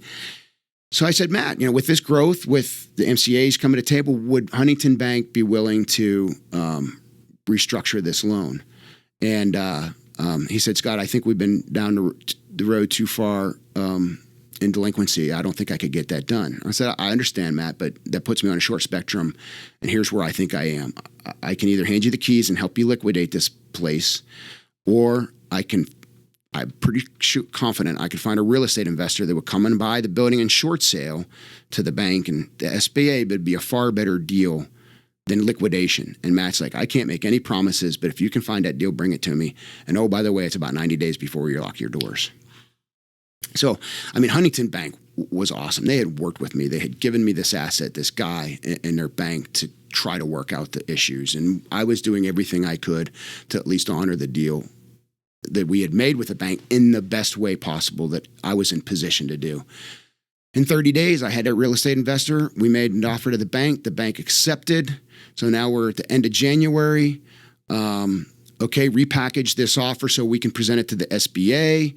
And then, hey, let's move forward. Now, what was going to happen is I would have broke a deal with the SBA. 5 Generation Bakers LLC would have had to dissolve. My shareholders and myself would have lost all our equity in the business. A new entity could have moved in, taken over. I could have been a manager for that entity, but I couldn't own that entity. Okay. And but my employees could have a job. Lee Swirl Bread would still exist. To vendors, it would seem like just a merger. Hey, checks are coming from somebody else now. It would have been a seamless thing. We present this deal in a package. I had a local real estate investor who was willing to come and be our landlord. And we submit this to the SBA, and then the pandemic hits in March of 2020. And I'm thinking, well, CARES Act is passed. SBA is overseeing billions and billions in loans. They're not going to get time to even review my application, which, once you know it, they come back and like, despite this pandemic going on, Scott, yeah, we accept your deal. I go to the landlord. He's like, how's this affecting your business? June, April, May, June, July, our business was 30% of what we had projected for the year. He's like, I'll wait to see, what happens. Nobody knew what was going to happen. Right. It's unprecedented times. Right. Whole world is shut down. And people, a good portion of my business was school business. Schools are shut down. Yeah. I lost all that business. 40% of my business was restaurants. Restaurants are shut down. We lost all that business. And people are like, you must have been killing it in the supermarket. Except that we were sold in a bakery department where those are occasion sales. People are going in for birthday parties, first communions, graduations. Those events aren't happening. Right. We're impulse sales. People aren't visiting the bakery. So our supermarket sales declined too. Our business, we don't know what we're going to do. So anyways, at this point, the bank understands, we don't have to close on this deal until this is all figured out. Again, Huntington was phenomenal to work with us. And they were waiting for that 2-week pandemic to be over. Right, yeah. To be home for 2 weeks, exactly. I kind of forgot about that, but that's right. It was the 2-week pandemic. 2 weeks, it's been, in a couple of years. But, that said, ultimately, at the end of the day, what happened is our business recovered. By the end of the year, we were actually, despite being down for a 4 or 5 month clip at only 30% of what we anticipated we would have in business, we ended that year with a 25% growth. Yeah. Thank you, pandemic. Yeah. We had done even a lot more expansion of our product line. With 30% of the business, I couldn't keep everybody employed. I was not eligible for PPP because we were in default on an SBA loan, and that was the number 2 question on the application. Are you in default, or have you ever? Are you a delinquent, or have you ever defaulted on an SBA loan? I wasn't going to lie and go to jail for fraud. Oh, I didn't know you couldn't get. Yes. The banker from their New York office, from Key Bank, calls me up and she's like, "Are you sure you want to answer it this way?" I'm like, "Well, I'm sure I'm in delinquency with my bank right now. So yeah, I'm sure that's how I want to answer it." "Okay, just making sure, because most likely going to disqualify you for the PP." Yep, sure enough, it did. We got an idle loan. We were, so we were able to survive. Then plus, we had recovered revenues by the end of the year. But what we would do is we would layer employees off for a week. The waiting period for unemployment was waived, so they could immediately be eligible for stimulated unemployment. And then they would come back and work for me for a week, so we could still supply the 30% of business that we did have. But my key managers, we never took a week off. Oh, okay. When it was a week with no employees here, I did a little bit of research. And actually, Cody Baxter, my marketing director at the time, he and I sat down and we looked what CPG companies came out of the recession from 2008 better and stronger than they went into it. And the common theme with all those businesses was that they focused during the toughest times. They focused on R&D and marketing. Okay. And so we didn't have a marketing budget, but we really ramped up what we were doing marketing. Cody came up with this great program. We had these 4,000 whole wheat test loaves in a freezer that we were selling into another customers. They were selling it into their restaurants as a test market. Well, all their testing stopped at the pandemic. Right. We're sitting on these 4,000 loaves of bread. Cody's like, people can't get to the store. Can we give it to customers for free? I'm like, if they pay for the shipping, we'll give them the bread for free. It was a phenomenal program. We ended up giving away over 10,000 loaves of bread to customers that just asked for it. Really? We did. Wow. So that was our marketing. And then in the weeks when our bakers weren't here, my management team went to town. We did so much R&D that year. Brownies, brownie cakes, just anything you can imagine. We developed things that are actually now on our product line, sticky buns. Ultimately, that's how we spent our time. So 2020 ends the year. Now I'm reestablishing a relationship with Huntington again. I've reestablished my mortgage. We're paying it in full. We're paying principal down again. I can't tell you how blessed it was that my banking relationship was with Huntington Bank, and for them, I understand 1 out of 6 small businesses was in default. So there was a lot more going on than just 5 generation bakers challenges, and I think that allowed probably the attitude of a little patience with me and with the SBA, but they allowed us to exist. Yeah. 21, we ended up with another 20% growth. 22, we ended up with another 30% growth. 23, we ended up with 36% growth. Wonderful. This year, we're going to have 40% growth. It's phenomenal. Wonderful. We've recovered our top line. In fact, our 23 top line, I keep smacking the microphone here, but the biggest revenue year we ever had was 2017, and we surpassed it by 20%. Oh, wonderful. Wonderful. Yeah. So where does QVC come into all this? Yeah, QVC was an opportunity of the pandemic. I had met these brokers, QVC brokers, in I think in 17 or maybe it was 18, and they loved our bread, so they pitch it on our behalf to QVC. And QVC at this time is like, it's a really nice product, but we don't see it fitting in. Thanks, but no thanks. Really? And okay, it is what it is. I was as I'm the president, I'm the national sales manager, I'm the CFO, I'm the, I wear many hats here. As a sales manager though, you don't take no's personally. It is what it is. You just keep plugging at it and trying to find the right opportunities. Well, then fast forward, a pandemic happens, and we saw our own mail order online business skyrocket 500%, and most businesses that sold food online realized the same thing. QVC was no different. They had sold food from their format. They had moved out of the studio to via Skype and were letting their guests sell from their home kitchens and things like that. Well, this broker that I work with, she was savvy enough and remembered me. She picked up the phone and called me and said, "Hey, Scott, it's Pat from Spectrum Brokers. Do you want to go after QVC again?" I said, "Oh, Pat, that's a great idea. Yeah, let's do it."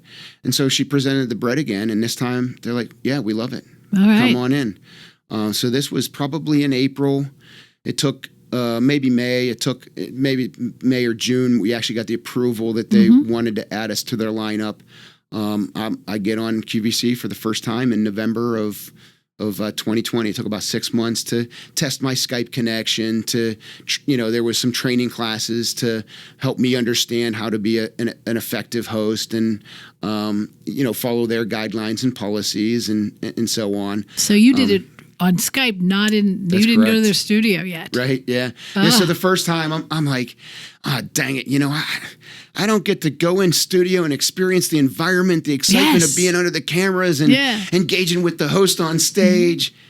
I was really bummed. Yeah. Well, then after being on for like 25, 30 times, I'm like, thank God I don't have to drive across the state for 4.5 hours every time I go on here. Oh, my. But now we're back in studio. No, it's the Skype. They still allow for Skype, but frankly, the cell is so much more engaging and effective. The QVC fan loves seeing that rapport. I mean, I like it's a 9-hour round trip for me for 8 minutes of airtime. 8 minutes. 8 minutes of airtime. Wow. But I'll tell you, these people have become my friends. They're just so engaging. They are so good at what they do. They're the ultimate professionals. And it's a much different experience for me to stand side by side as I explain what's so special about Lee Swirl Bread than when I'm doing it between a computer screen. So they never reuse their films? They never, you visit once and they don't, a month later, you just... Do it again, same product. But I'm saying they don't just use the old film. They make you come in every time. Sometimes they do. It's rare. I mean, they're alive. Their customers, their fan base expects. They don't want to see reruns. They expect. I'm not sure I could tell the difference though. Yeah. Well, true. And the videos live online, so you can always go and see every single time I've ever been on QVC just by going to YouTube. Wow. The most recent airing lives on their website until I sell that same product again, and then they'll refresh it. And then sometimes they'll do a rerun. They'll have a down hour in the middle of the night. Or they do have, there's QVC 1, QVC 2, and QVC 3. There's 3 different channels. Oh, yeah? I've never been on 3. I'm not sure what 3 is about. I don't know either. Yeah. I haven't seen that. Right. But, QVC has been a phenomenal partnership, relationship. It's expanded that brand and that brand awareness. Jenny Lee is becoming a national brand. Over the last 18 months, we've shipped into 150,000 households in all 50 states. Wow.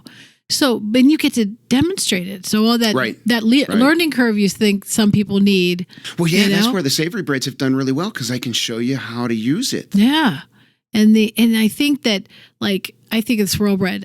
of course, you slice it and you toast it, but you have to make French toast out of it. Oh, yeah. I mean, if you don't make French toast out of it, you're missing something. Yeah, that's the hero delivery. Yeah. Of the swirl bread. Yeah, I saw one of the QVC ones where they cut it up and made it like a French toast casserole. Right. And I'm looking at it going, no, don't do that. Yeah. Just make French toast out of it. But there's so many good ways to do it. I mean, one of my favorite ways is literally take a scoop of vanilla yogurt. Okay. Spread it on, and then slice bananas.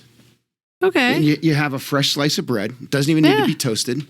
And that fresh, clean vanilla yogurt, and then a healthy piece of fruit.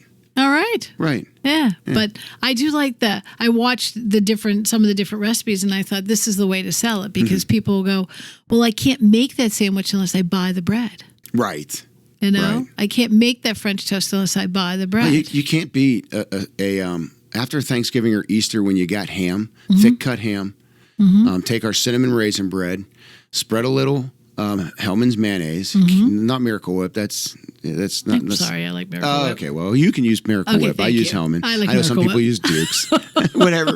whatever is your jam. Yeah. And iceberg lettuce. I prefer the crunch to an iceberg piece of lettuce, and a couple slices of thick cut ham. Yeah, that is one of the best sandwiches. That's that sweet would be and savory. Good. It's just a beautiful. I don't think I can convince my husband flavors. to do the raisins, but I can do that. Blindfold him and say, "I'm going to make you taste something. Don't tell me what it is," and I bet he'll like it. No, he doesn't like the texture of a raisin. I don't understand. He's all. He'll eat a cranberry. Do the your husband's bizarre. I know because he'll eat cranberries, but he won't eat raisins. I'm like, they're the same thing. What a weirdo. One's brown and one's red. I don't understand why. If you're telling me it's a texture thing. I'm just kidding you, John. You're not as weird as I am. Yeah. So I know you're getting into some other things now too. Right. So tell us about where they're going next. So it gives us the opportunity to really flex our wings and or spread our wings. I guess I use two different cliches there as one, but spread our wings and try some new things. They don't all work. QVC is a popularity contest. If it does well, it'll be back. If it doesn't do well, it won't be. If they get tired of you, you're gone for a while. Yeah, I live in a constant fear. Am I going to be are they going to tire a Jenny Lee? Are they going to tire a Scott Baker? I sure hope that doesn't turn out to be the case. Are they loyal? Like if other bread company tried to get in there, they'd say, "No, I'm sorry, we're with Jenny Lee." I don't think they want to. I don't know what their strategies are exactly. I don't think they would bring in another cinnamon swirl bread, but they do sell some other breads. One kind of a mentor of mine, Jimmy the Baker. He is been on QVC for at least a decade. He's a fantastic baker. I've met him several times. He actually, before I was on QVC, he came to my bakery to look at some equipment we were selling, and we became friends. He's given me a lot of tips and pointers. He makes a holiday bread that is similar to mine. It's delicious. I bought it. I got to try out the competition. It doesn't compete head to head. It's a different style. It is rolled in butter and cinnamon sugar like ours. I think, maybe he stole that from me, or probably not, because every old world baker uses that method. Right. But it was a truly delicious product. There's room for a lot of similar products to exist. People have different tastes. Okay. Not everybody's going to like Jimmy the Baker. Not everybody is going to like Jenny Lee. Yeah. But what we've done now too, and I get to have fun creating new products. The latest one we did was a banana split cinnamon swirl bread, and that idea was really born with one of our employees. Mikey's been here almost 3 years, and he comes through an agency called Life's Work. Part of our commitment to our community is working to put these individuals to work, may have some challenges different than you and I, but they can still contribute to making a successful operation. And so Mikey comes in 3 days of work, always has a smile on his face, and he's like, "Scott, can we make a bread with bananas in it?" And I'm like, "That sounds good. Okay. Yeah, let's talk about that. Next time we do some R&D." Well, then a couple of weeks or months go by, and Mike says, "Scott, can we try a banana bread?" I'm like, "All right, you know what? QVC is asking me for some more flavors. How do you like banana bread?" He's like, "I like banana nut bread." I said, "Well, I don't want to deal with nuts. Right. We used to have nut breads, but we eliminated them because we just wanted to get all our other allergens are common allergens in every bread we make. We didn't want to have that one tree nut allergen present. We'd have to wipe out pans, do a different. We always do an allergen clean every day, but it became a struggle to schedule that as the last one of the day. Sometimes you had an urgent need for pumpkin nut bread, and so we would have to make it first, and then we'd have to do a second allergen clean that day. But so eventually I just changed it from pumpkin nut to pumpkin pie cinnamon swirl bread to eliminate that allergen. So I'm like, okay, Mike, I'm not going to do a nut bread, so it won't be banana nut. What's your favorite way to eat bananas? And he said, banana split. Yeah. I'm like, now you're talking. That's going to be a fun bread to create. So I go to my QVC broker, Pat. I'm like, hey, here's some ideas for next year. And I hadn't even, this is ideas in my head at this point.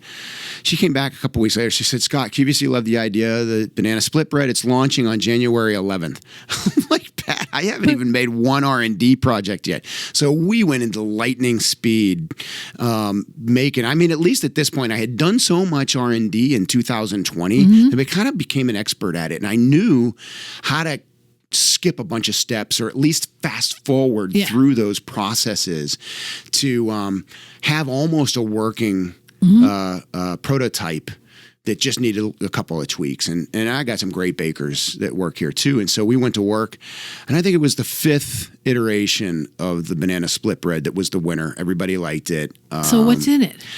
Well, it's 500 pounds of dough.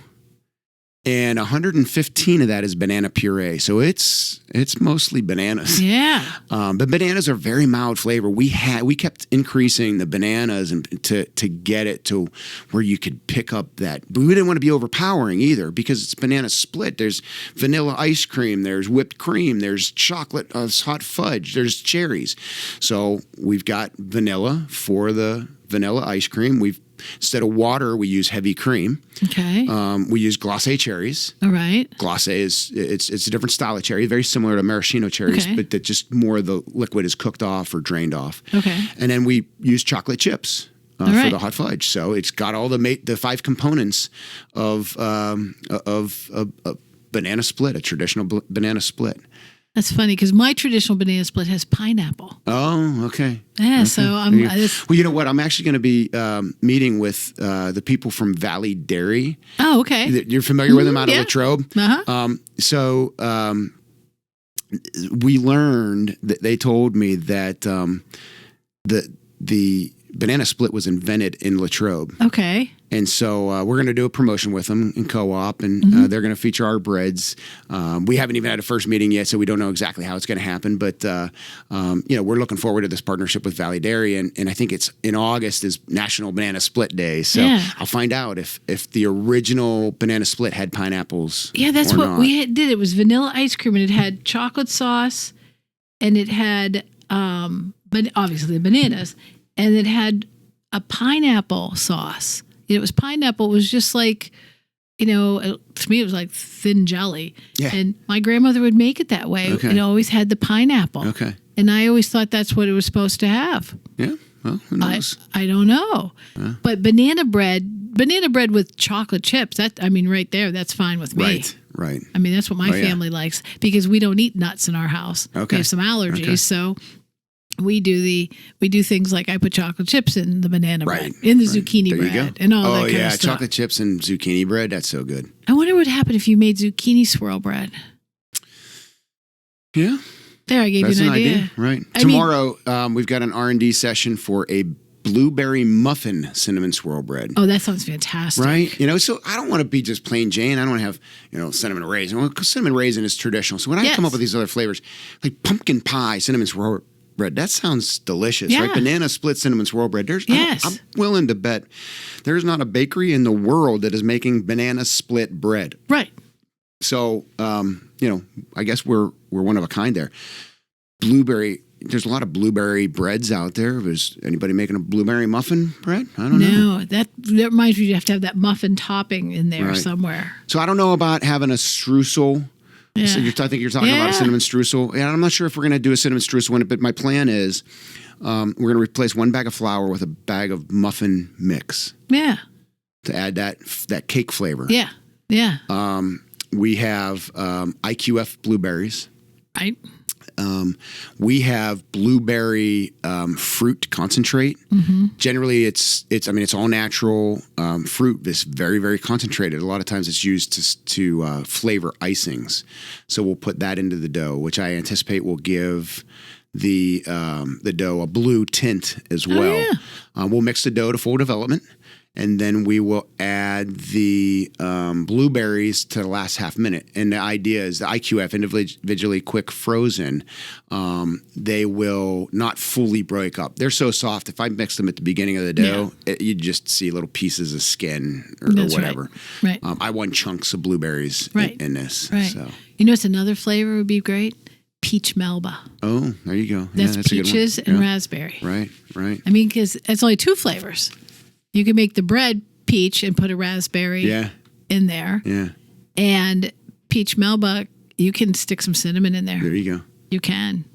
So my one buddy's daughter keeps telling him to bug me to make a maple bacon cinnamon swirl bread. Ooh. She may get her wish, but I got to look into dealing with a meat product, and again, it's the concern of. Then you got the USDA in here. So if we bought already cooked bacon, it wouldn't be a USDA you wouldn't concern, have to? Right? No, but that's good. It's we would have segregated pans so that things are not. Influencing the other products that we make. So. Right. Oh yeah, you wouldn't want to do that. Yeah, but you could do so many seasonal things. Mm-hmm. Now, does this work well in the retail space to come out with seasonal things? So when you send them to your... It does, yeah. Mm-hmm. Because I would think that, switching things up, maybe the stores wouldn't want that, but they do want it. It's hit or miss. A lot of them do. The number one seasonal bread that we sell is the pumpkin pie cinnamon swirl bread. Pumpkin is such a huge seasonal product. I know. Cranberry does really good in stores at Christmas time, but not nearly the hit that the pumpkin is. Right. The apple is probably... people want to sell that year round. We've got some retailers that just don't want it as a seasonal; they want it as a standard. We'll make it for them year round. That's not a problem. Yeah. There's even memes on social media like in August going, it's too early for pumpkins, leave it alone. Yeah, right. Right.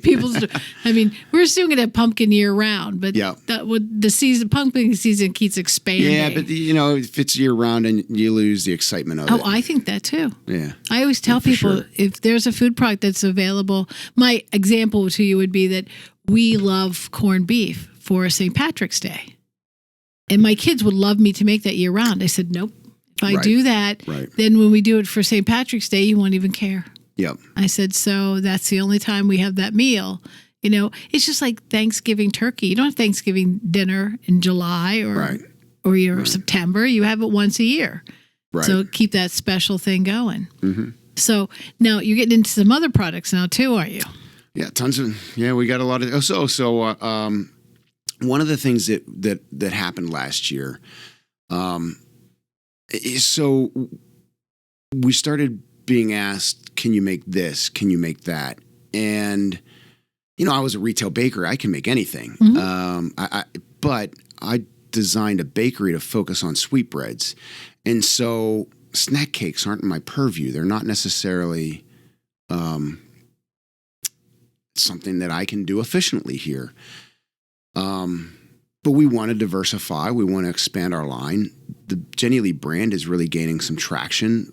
And there's a lot of other great bakeries out there that I'm friends with owners, and even bakeries that I don't know the owners, but they exist and they do wonderful products, and they've got more capacity than what they're able to fill on their own. And so a guy that I did co-pack for, who's got a lot of industry experience, he and I became good friends over the period of time that I produced his product for him, Marco Ront.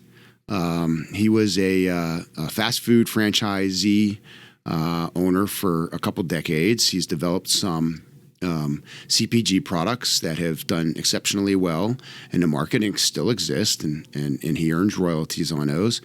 He and I started talking about what it would mean to expand the Jenny Lee brand name beyond products that we produce here at 5 Generation Bakers. Things that I don't have the expertise or capacity or or equipment to produce. And so he and I founded Swirly Snacks LLC. Okay. Solely to produce Jenny Lee branded products. So Swirly Snacks is the exclusive licensee of the Jenny Lee brand. Okay. Specifically for things that I don't want to make. 5-generation bakers can earn money several different ways by this relationship. And so what Swirly Snacks has done, Mark, he expands my capacity personally as an entrepreneur, because he's been that entrepreneur. He understands what I do. He is a high-level sales motivated individual. He understands value in relationships and assuring that we partner with people that understand our expectations, our level of quality, our commitment to consistency and producing a good product. And so, for example, we're selling Jenny Lee gobs. You're like, what's a gob? You probably know because you're from Pittsburgh. Most people outside of Pittsburgh would know it as a hoopie pie. Or no, I'm sorry, a whoopie pie. A whoopie pie. Mark, actually, one of his former products, he's got West Virginia history, so they like the hoopie pie. Yeah. But it's the same thing. It's a snack cake with cream in the middle. Jenny Lee used to make a chocolate gob that was just out of this world. And so we've partnered with a bakery. We've toured their bakery. We've reviewed their food safety program. We've tested their products. They are now producing Jenny Lee gobs for us. And we earn first of all, Swirly Snacks then resells it and earns money, and then pays 5-generation bakers a royalty, a licensing royalty on it. There's other ways. We have developed Jenny Lee sandwiches. First of all, we started making sandwiches for the Pittsburgh Public Schools. Okay. And it's one of their hottest new products on their breakfast menu. The kids love it. It's made with a child nutrition friendly cinnamon swirl bread that has a serving of whole grain and reduced sodium, and then turkey sausage. Okay. And so what we started to do is, okay, this is good for school programs, and we're expanding that. We plan to be in more than just the Pittsburgh Public Schools next school year. Now, you don't make the sandwiches here, do you? So we make those for the Pittsburgh Public Schools. Yes, we do. Here, we do. And but we found a sandwich assembler. Somebody that's much more adept at making sandwiches efficiently. I mean, some of these sandwich assemblers make 1 million sandwiches a day. Okay. And we're also going to step it up a bit. The Jenny Lee Swirl Bread partner with an egg company that will make French toast. Okay. We'll send that French toast to the sandwich assembler. They'll put bacon, egg, and cheese or sausage, egg, and cheese, and have package it in Mylar film that can be microwaved or heated in a conventional oven, and have a grab-and-go sandwich for convenience stores. And we used to call those, what, Monte Cristos? I think a Monte Cristo. It was a French toast bread. Okay. Yeah, and then you put a sandwich, the meat and cheese in there. I call it a sandwich. A sandwich. Well, when I first heard you say it, I was like, Scott, I know you can talk better than this. Yeah, right. And I said, you're not that Pittsburgh, are you? That you call it a sandwich? What you talking about? You want to go downtown, see if we can get in a Giant Eagle? Yeah. Yins don't talk like that. Come on. No. And so when I saw it written, I was like, "Oh, he's making fun." Right. It's kind of how we coin. It's a fun name for a sandwich. I know. Yeah, so good. But yeah, so the idea is now here. This is a different scenario. 5-generation bakers will sell bread to the egg company. Then Swirly Snacks has the sandwich built and sold, and then Swirly Snacks pays a licensing royalty to 5-generation bakers. So we make money both on the beginning of the transaction and at the end of the transaction. And then the third way is Swirly Snacks is also able to go out and make a sale of products that we already sell. If he's got a pitch to a restaurant chain, and he's selling, even whether maybe it's just a component of French toast so that they can make their own sandwich. They may also be interested in buying Jenny Lee Swirl Bread to add to their menu. And so it's really become a wonderful opportunity to expand that brand name and grow. Look, I've got X capacity that I can produce out of this facility as it's outfitted right now with equipment. I think we hit just below 50% of that capacity in 2023. I think by the end of 24, we're going to be approaching that capacity. A small build out, a minor investment, and we can double that. We can take it then to maybe 5x of what last year's revenue was. And all the while, if I'm only selling cinnamon swirl breads, Jenny Lee is missing the boat on what that brand can be and become with consumers across the country. So we've got a whole host of products that we're developing. Talked about the Bundy family and USA Pan that's right here in our backyard, a division of the RT Bundy and Associates. They're in Crescent Township. They repair pans for us. We've got a relationship. I went to high school with some of the Bundy kids that are running a company today. John Bundy is a friend of mine, and one day we're talking about an idea. Man, wouldn't it be neat if we could sell USA pans, a cake pan, a USA cake pan with a box of Jenny Lee cake mix? I'm like, John, that's brilliant. Yeah, so we started developing these cake, when actually not only just cake mixes, I'm calling it the whole line, Jenny Lee Bake Mixes. Okay. We've partnered with Tasty Blend, a blending company out of Fraser's Bottom, West Virginia. The Ellsworth family, just another family-owned business that is just phenomenal at what they do. The passion that they have for their employees, for their business, for the products that they make. It was love at first sight when I sat down with these people to talk about developing Jenny Lee bake mixes, and they took it in as if it was their project and their idea. I mean, we are months away from launching a Jenny Lee yellow cake, Jenny Lee blueberry muffin, Jenny Lee chocolate chip cookies, and Jenny Lee swirl bread. There you go. Oh, you're going to let them make their own. Oh, yeah. You know what? For sure. Home bakers, they can make cinnamon buns with it, or they can make a loaf of bread. There's different ways that you can prepare these products at home. And a blueberry muffin, we're not going to provide blueberries with the mix. Okay. It'll be a muffin mix. We're going to show a blueberry muffin on the cover of the box. Right. But you can add chocolate chips if you want. You could add chunks of strawberries or whatever it can be. You make a coffee cake. Yeah. But it's too bad you can't turn back the clock to the pandemic again, because then everybody was baking at home. Oh, sure. Yeah. You still were having a birthday party, but you couldn't order a cake from somewhere. Right. Or, you decided to bake the own, and people were, they were making disaster baking, but they were baking, and you could have just sold all that then with the pan and the whole bit. Sure. But hopefully, I think they all still have the bug to do it. And continue it. The home baker market grew, fourfold over the pandemic, and most of them stuck with it.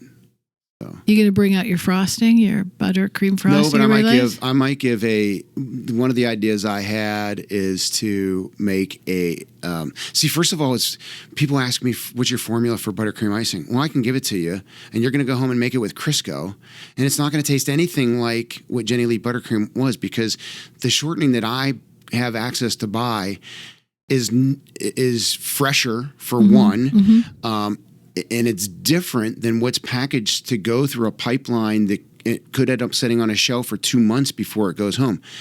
Crisco shortening can be great for many things, but not for making Jenny Lee buttercream icing. Yeah, and Crisco's changed, because I used to successfully use it in baking pies. Sure, yeah. And about when they took the trans fats out. Yeah, eliminating the hydrogenation process and to eliminate the trans fats. A couple years ago, I failed every pie I made, and I couldn't figure out why. I thought there's something wrong with me.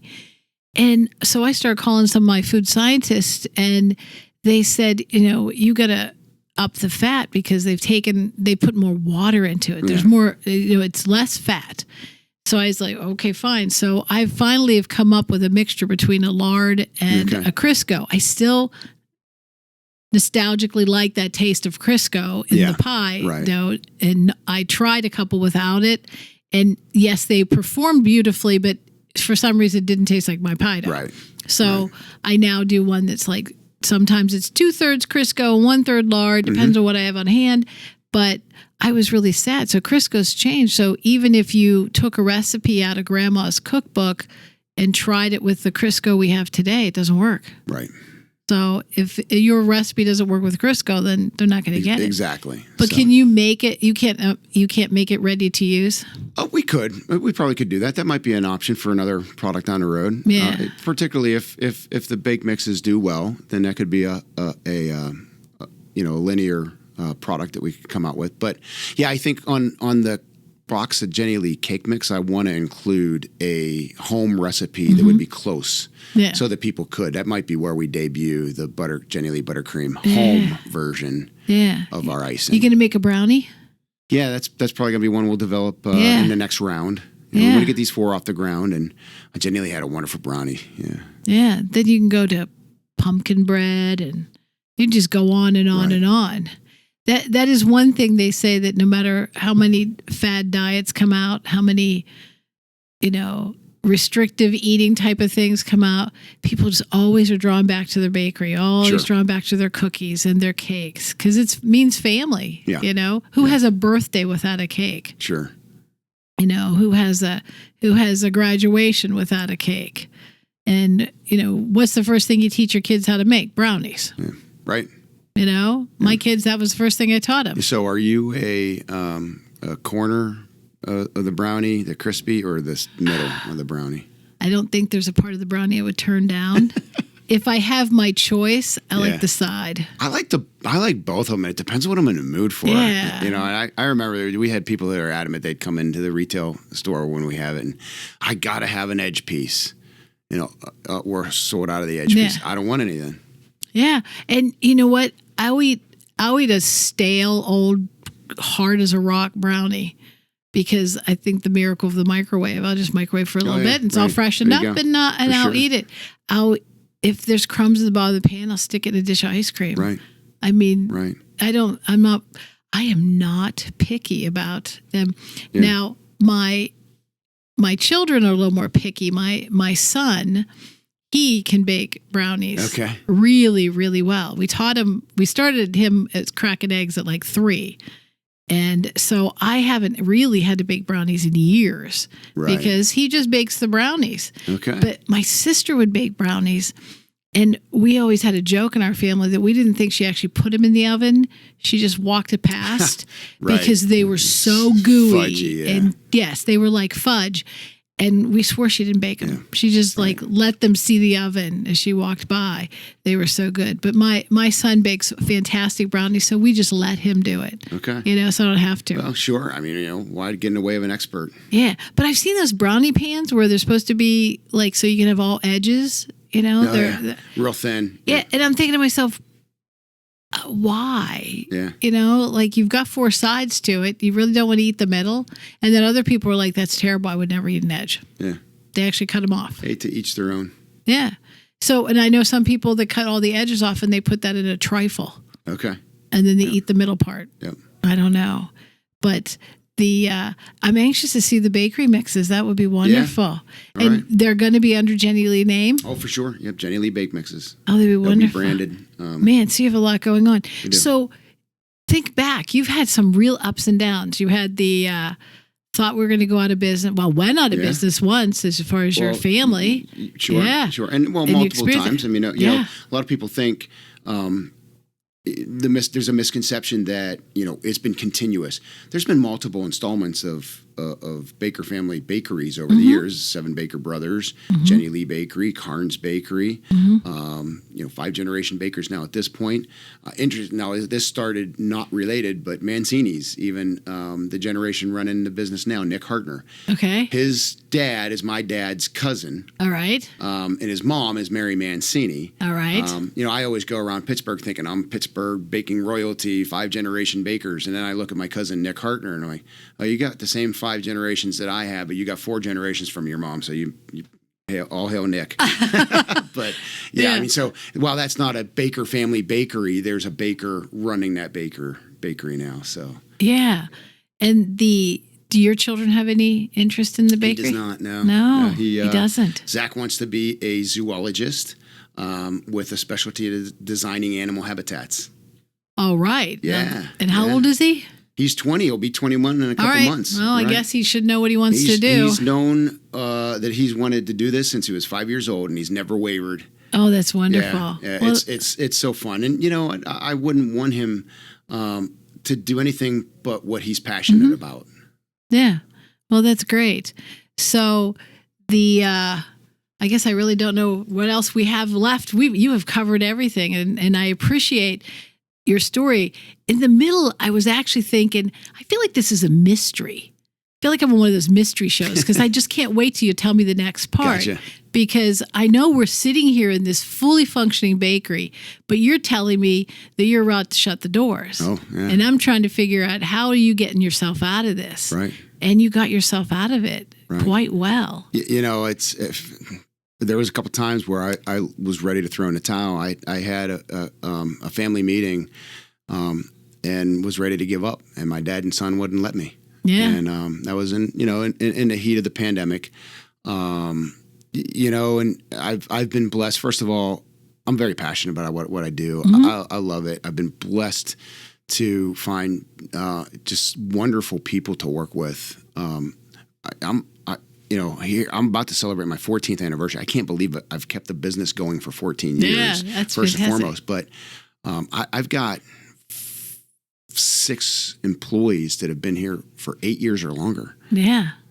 We're still small. I mean, I don't have more than 40 employees. Right. And so to have a big percentage like that, and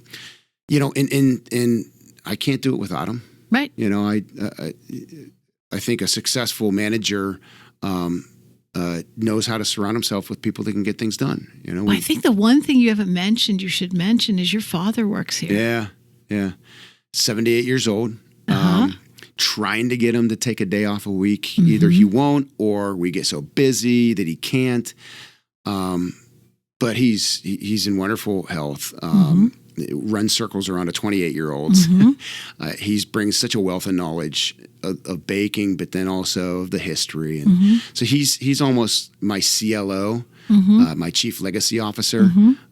What I'd love to do, an ideal transition over maybe the next 12 months, is to get him to the point where he's working, maybe 3 or only 4 easy days a week, stops all the heavy lifting, and is just here to share his expertise. He's a whiz at fixing things. He's really a great maintenance engineer. Let him focus on those and preventative maintenance on the equipment and things like that.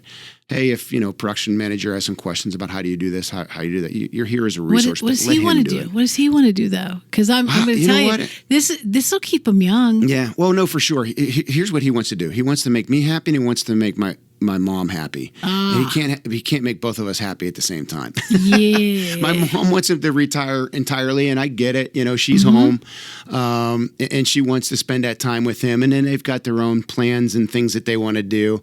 But he's having fun here, and we still need him. But she needs to plan a few trips. Yeah, exactly. That he has to go on. Yeah, they cruise a couple times a year. Yeah, he's got to see. He's got to see that you can live without him. Sure. And then he can come back for the... But there's a happy medium. I want him to continue to come in because, like you say, it keeps him young. Oh, if absolutely. If he's got purpose and he's got, something to keep him occupied and sharp, then, that's going to help make sure that we can continue to add those years. I mean, this is his exercise. That too, right? He's moving. I'm a big one about it. If you stop moving, you're just going to die. Yeah, I'm sure he's taking 12 to 15,000 steps a day. Oh, see? Right. My mother's 91 years old, and she worked as a nurse in the hospital, but not a traditional nurse. She was their first home health nurse. Right. And she had to go to every nurse's station in the hospital every day to look over all the charts, because they didn't have computers. Yep. And look over all their charts and suggest who was supposed to have home health. Well, she had to do 3 floors, and the hospital was the length of 3 football fields. Wow, yeah. So she did that every day for probably 30 years. And I think that's why she's 91. Yep. Because she didn't exercise. She didn't join a gym. She didn't do this. She walked. Yep. Every day, all day. My wife's a professional coach. And the older we get, I'm a weekend warrior. I like to work out on the weekends. I enjoy a good jog and run. But she has told me on many occasions, walking is just as powerful to the human body as running. Yeah. And it's low impact. It's actually in some ways more beneficial because you're not doing all the pounding that you do when you run. Right. So yeah, walking it's key to keep moving. Yeah, I'm really glad that information has come out in the last few years, because I feel like it lets a lot of us off the hook, because I can't run. Yeah. You know? And so I figure if I can't run, I'm not going to walk either. Right. Well, I found out that you just walk. And they're telling people all you have to do is walk. And the 10,000 steps, okay, fine. Even if it's walk an hour. Right. Walk. And I'm thinking, you have just let us all go, you mean that's all I have to do? Yep. So now I can do that. Everyone says that to themselves. Well, I can walk. And if you do it outside, it's just not just the movement, it's the fresh air. Oh, yeah. It's a clearing your mind. It's, there's all those other benefits. I will tell you, I'm a big sissy. If it's below 50 degrees, I'm not walking. If it's 0, I'm still running. No, I can't handle cold, but I will walk. When it's warm out, I don't walk when it rains. I don't walk when it snows. I might go for a walk, but I'm not going to do an hour. Right. Things like that. But I'm really happy we came to visit you today. I can see through the window some of the production. I'm going to go take a look at it before we leave. But thank you for sharing all this information with us. Yeah. Thank you. Keep doing the good work. Everyone needs this bread. We need this bread. All right. Some of us said we wanted it, I but now agree. we get to the point where we need this I bread. agree with you. The schools need those sandwiches. And I think this is just a great thing. And I wish you all the best in the future. And I hope that this company's here for many more 14 years. Oh, I thank you, Maureen. Unless until you Appreciate retire. Maybe you'll retire at 78 like your There dad. you go. Yeah. There you go. Thanks again. Okay. You take care.